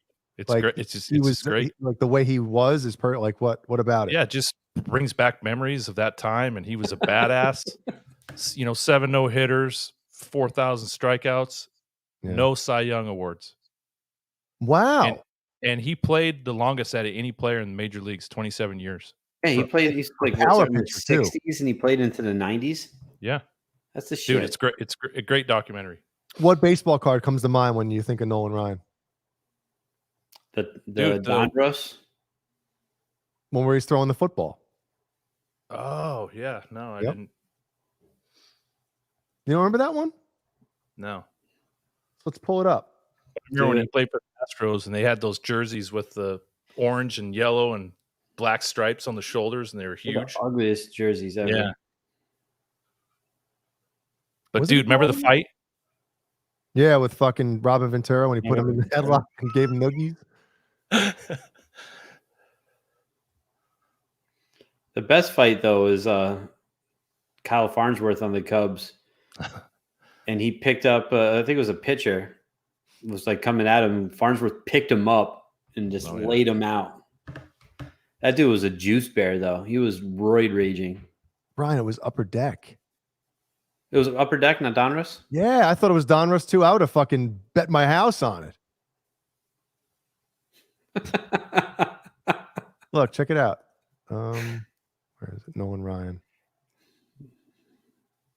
I'll make sure there's no porn pictures mixed in on fucking Google here. Yeah, for shit's sakes. My favorite. Look, Upper Oh, Deck. Rangers. It is Upper Deck. Oh, wow. 89 Upper Deck. Yep. So I knew it wasn't like Fleer or Tops. I always thought it was Donruss. I thought it was done. I could picture the red borders with the fucking lines through it. Now you look up to the top. You see the one where he's pitching for the Astros. That was the jersey I was talking about. Click on Yep. that one, Jay. I remember that card. I kind of like those though. Yeah. It's weird. You know what other jerseys I love, and I hate this team to death? The old school Cardinals. blue Phil. Well, the blue Cardinals ones too. Oh. But I love the blue Phillies jerseys. Yeah, the blue and maroon. Yeah. The blue Cubs as well. Those are awesome. Yep. They don't wear them as much as they should. Agreed. 100%. But again, a lot of it is the modern day material and colors that they use, because I know, like, think of the old school Patriots jerseys or uniforms with the red jersey, white pants. And the You watch old video and the helmets. You watch the old videos of them shit. You're like, those jersey, ugly as shit. And then you watch when they wear them now as they're like their third jerseys. They look fucking great. right. Did you see the Bengals jersey the other day? Yeah, I loved it. I thought it was cool as shit. I guess. I mean, it would have been easy for them to go to do all orange or something. Oh, look at that. Oh, Phillies. Yeah. is that That's me. Well, why else would he be showing it if it wasn't? He's showing some other kid. that's his neighbor. He has a picture of. Yeah. Check out this. Greatest American hero. Yeah. Oh shit. My mom made that. She made it? Is that Yeah. Colt Eastwood? Can she make me Yeah. one? Can your mom make me a She probably could now. probably about the same size? Yeah, this is a Yeah. Cotton. Buck. Oh. Very handsome. Very handsome. nothing worse than showing a slideshow of you growing up. No one gives a shit. Yeah. That's right. William Catt. He was also in House. Remember House? Movie? Mhm. Scary movie? Yep. Whatever. Yeah. Bill Catton. I don't remember him. Really? You never saw Greatest American Hero? Believe it or not. You remember the theme song at least? If you played it, maybe. It didn't last very long. It was only like 3 seasons or something, right? Here it is. Sorry. See if Getting I that bewitching hour for me. Yeah. I have to get up early because I had to take Brody to baseball in the morning. Ring Is a that bell? night? Is that night court? No.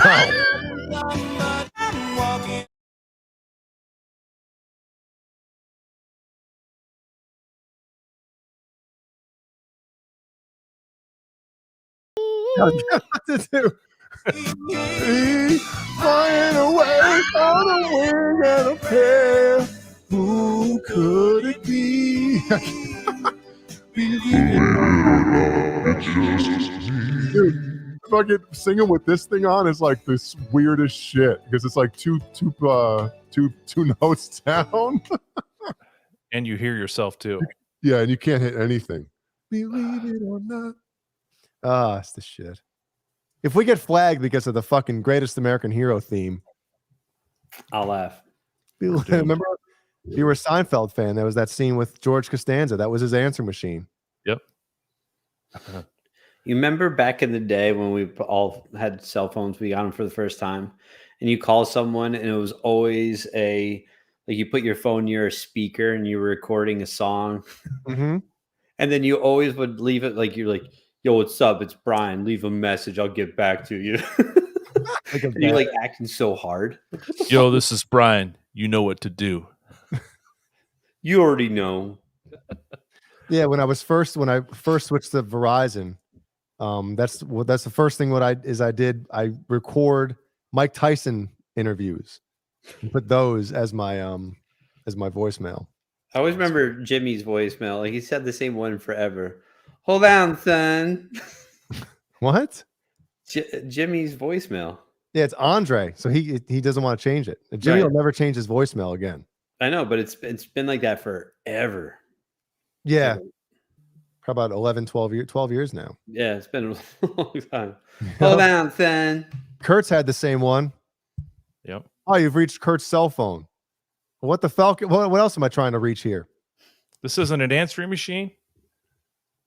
I always found it amusing when people would say, "Hey guys," and they're like, it's like plural, as if multiple people are calling you at once. Yeah, Like, doubt it.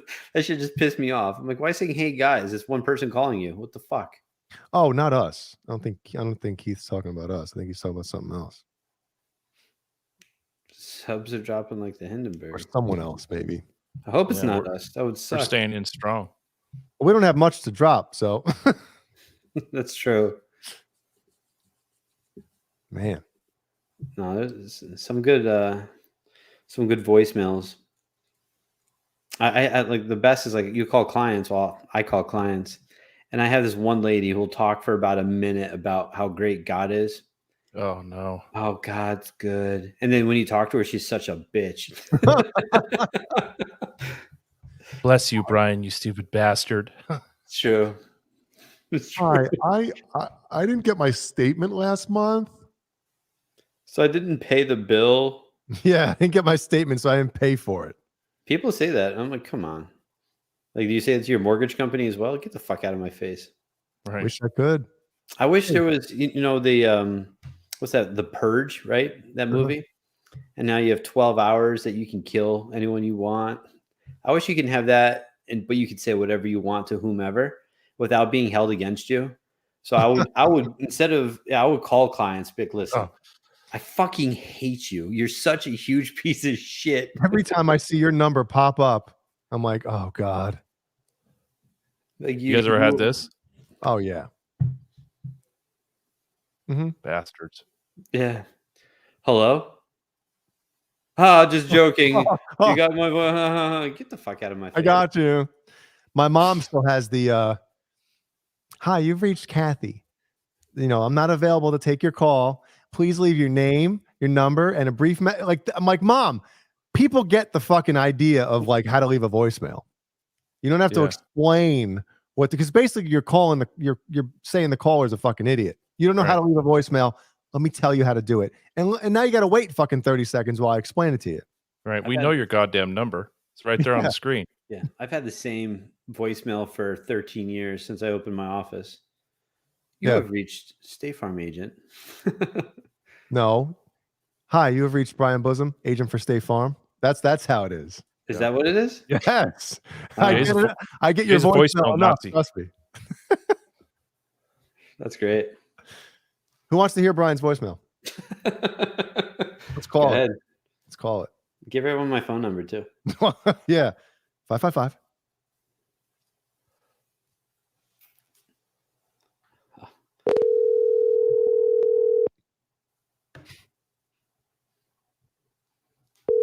Send it to voicemail. Let us sit here for 15 rings. He's not going to do it. Hi, you have reached Brian Bosom, agent for State Farm Insurance. Please leave me a message and I'll return your call as soon as I can. Thank you. At the tone, please record your message. This is stupid when too. you've finished Get recording, this you the may fuck hang off, up right? or Like, what are you press doing, 1 Verizon? for more options. You sound so much younger on that voicemail. Yeah, because I was 27. Is your hair brown or gray? My pubes or my hair? on top Brian, of say my head? hi to yourself.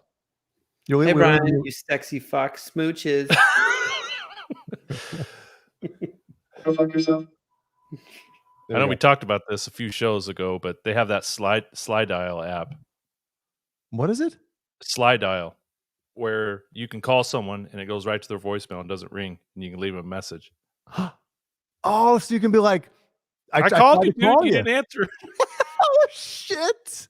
Yeah, That's the greatest idea known to man. yeah. Wow. I wonder how it works. Slide dial? I have that. I'll send you the app. That's how you get around talking to your clients, huh? Yeah, it's great because you call, you use it, and it goes right to their voicemail. It's fantastic. It doesn't even ring. Yeah. But Well, how do we do that? How do we become a Sweetwater affiliate? I don't think they want people talking about Cox to be affiliated with them. They definitely don't want you to be an affiliate with them because you can fucking send everything back. Yep, stay away from that guy. Yeah. There you go, Keith. What's funny, of all the shit that I've returned, when Brian, when I was setting up, with your guitar and shit like that, my sales rep actually was like, "Hey, would it be cool if I gave you my own, well, not my own, but I guess instead of calling like his office, now he has a direct cell phone." Go ahead and send the news to these. Yeah, yeah. So he's like, "Would that be easier for you to do that instead of calling the office?" And if I'm not, so he actually gave me his direct line. So obviously, I'm not pissing him off that much, right? No. Yeah, he's probably getting his quota from you buying something. And then when you Probably. return it, it doesn't come off his numbers. Yeah. You're his favorite client. It's not a him problem then. Man. So did you guys show any videos tonight? No, we were waiting until the end. I have it queued up. Is it the end? Yeah. It's about that time because I'm about We to go just to bed. show Vanessa Shaw in fucking spandex here. God Hey, bless. how about this? You guys shoot the shit for a second. I'm gonna go piss again. I'll be right back. Get a catheter next time. His prostate enlarged. It's engorged. Is that what you said, or enlarged? Enlarged. Well, I'm going golfing tomorrow at 11:30. Are you? Yeah. You gonna play 18? Yeah. Good for you. Yeah. It's starting to cool down here, which is nice. Dude, it's fucking awesome out right now. It's like 50s. It's gorgeous. So, anyway. And the leaves are starting to change here, so it's pretty cool. Best time of year. Did you start decorating outside? The painters, I had my house repainted, so they just finished yesterday. So I didn't want to because if we're gonna put up, it had to be taken down. So yeah, tomorrow we're gonna do it. Yeah, Keith, we need to get Jay a piss bucket. You'd have to mute his mic though. It's a long drop.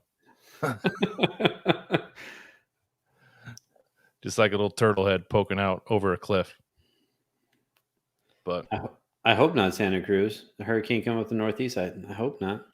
I'm looking tomorrow. It just looks cloudy. Cloudy and 60. So I think we're good. No rain in the upcoming week. We should be good to go. Did you get your new Jim Root guitar tuned up? Or are you still kind of tinkering with it the way you got it? Yeah. I've been playing it. It's just the action is terrible. I can't remember what kind of bridge is on it. I remember. Is it like a Fender bridge or is it a Floyd? It's a Floyd. It's Floyd. Yep. Crank it down a little bit. Count Floyd. Count Chocula. I would check the relief on the neck first before I did anything, right? Yeah. Make sure it's straight or as close as possible. Do you have a relief tool? A penis? No, the ruler.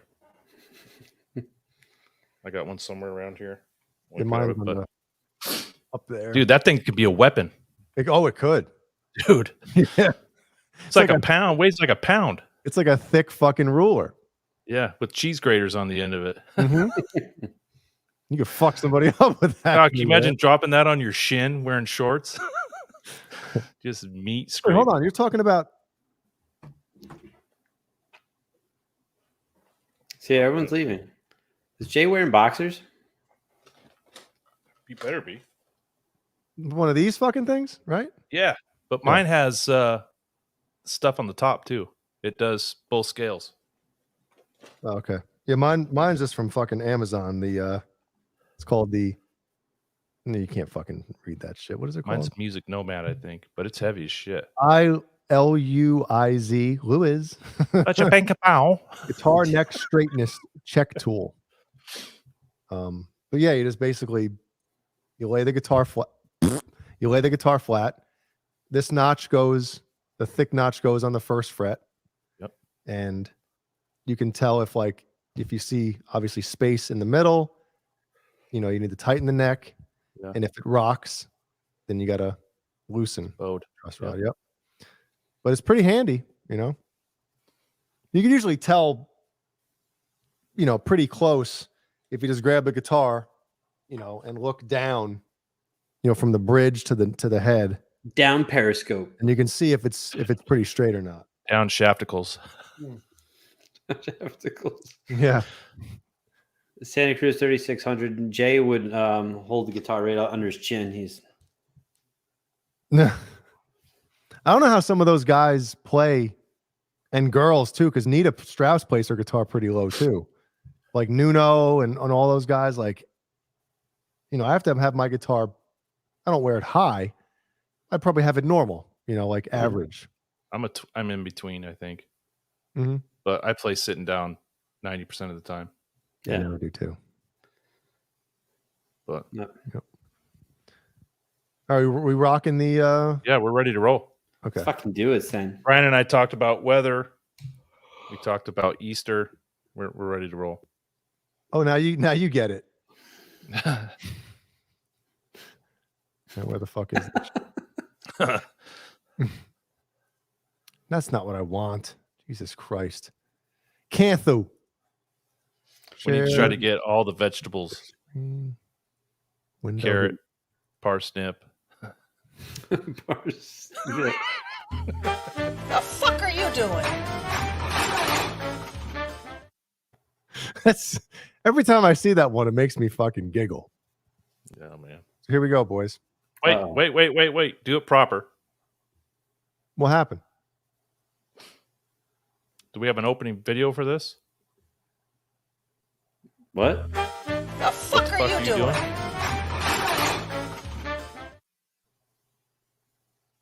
Did you not see that? No, I didn't see it. Did you? Yeah. Wow. Yeah. Everybody watching, did you see the intro for What the Fuck Are You Doing? The fuck are you doing? What's weird is I can still see Kurt. I can hear Kurt. Hold on, Kurt. Let me try something. Just then. Let's try it now. You see that? Okay, I'll do. The fuck are you doing? Okay. Man, maybe That's I'm high. weird. That's weird. All right, you guys. Right now, there was no sound to this. That's why. Well, that's not why you see the no sound. But for some reason, there was no sound to this video. All right, hold on, Jay. What? Let's dissect the room real quick, just on another note. Dissect the room. That's the first thing I do is I zoom in and see what kind of menagerie is going on in the living room here. First of all, the cowskin rug. But it's carpet flooring. And what the hell's above that guy's head? Oh, I think it's on the window. It's not above his head. Is that one of those whip lamps from the 80s? Well, what we could do is also we can zoom around. Is that a paper towel holder on the wall like they stole from a bathroom? Right there. Keep going up. Up? Oh. Yeah, what is that? You know, the little Z fold towels come out the bottom. Yeah. Jeremiah knows all about that. Is she about to do the coochie seesaw? Look at my man sitting back there. Yeah. Hell yeah. Got the fucking bottle of lube right there. It's his bachelor party. Just the way. Yeah, he's got the Kleenex. Look at Yep. Yep. Looks like Time somebody for the coochie seesaw. Let's see it. All right. Okay, let me get rid of the magnification here. All right, let's rock.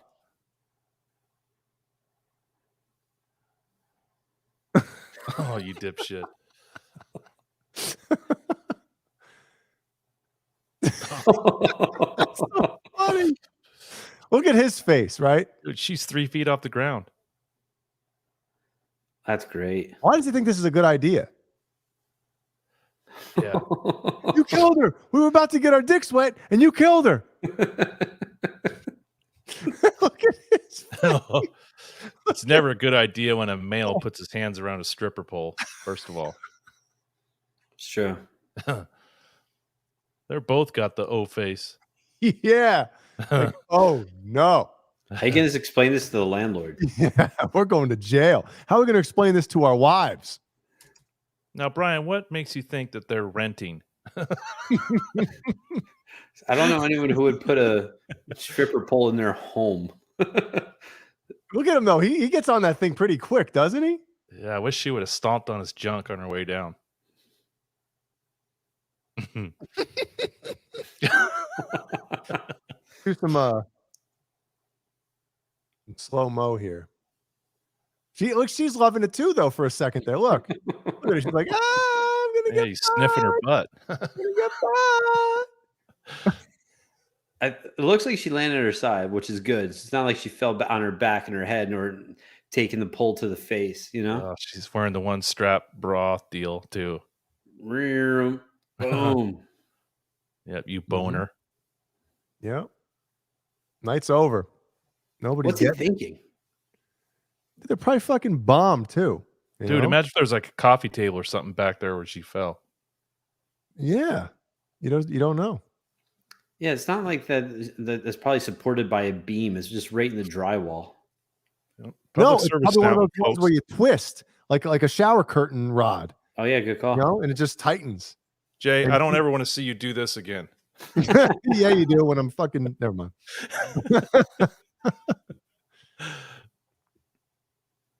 And they go over, man. Oh, And look he at that has thing bulge up there. You see that? Yeah. Yep. It's coming down. Wonder what the people upstairs were thinking. Oh man. How fast Dude. Why isn't it playing? Look, they're not even hitting the ground yet. And he's like, oh no. Doing the background is like He thought his chintzy little feet could hold that thing up. He's got the O face going on. Oh. Looks like he's about ready to swallow it. Oh man. Yep. That's great. I want the aftermath of this. Proud parents. I want the aftermath. The fuck are you doing? That's the best. Wow. Love that segment. I guess we're gonna wrap up. Thanks everybody for watching. Obviously we thank the Patreon people. What's the next show? Is it gonna be Wednesday? Wednesday the 5th. Fuck yeah. And we're gonna get loose. We got a giveaway coming up at the end of this month. Yep. And I gotta make a Halloween card. We gotta do a Halloween show, which is gonna be the Saturday before Halloween. Right? Yeah. I have a party at my house on that night, so I'll come in late, but I'll be already dressed. Oh, undressed. Mm-hmm. Nice. We also have a giveaway from him. Who's him? Lewis. Lewis.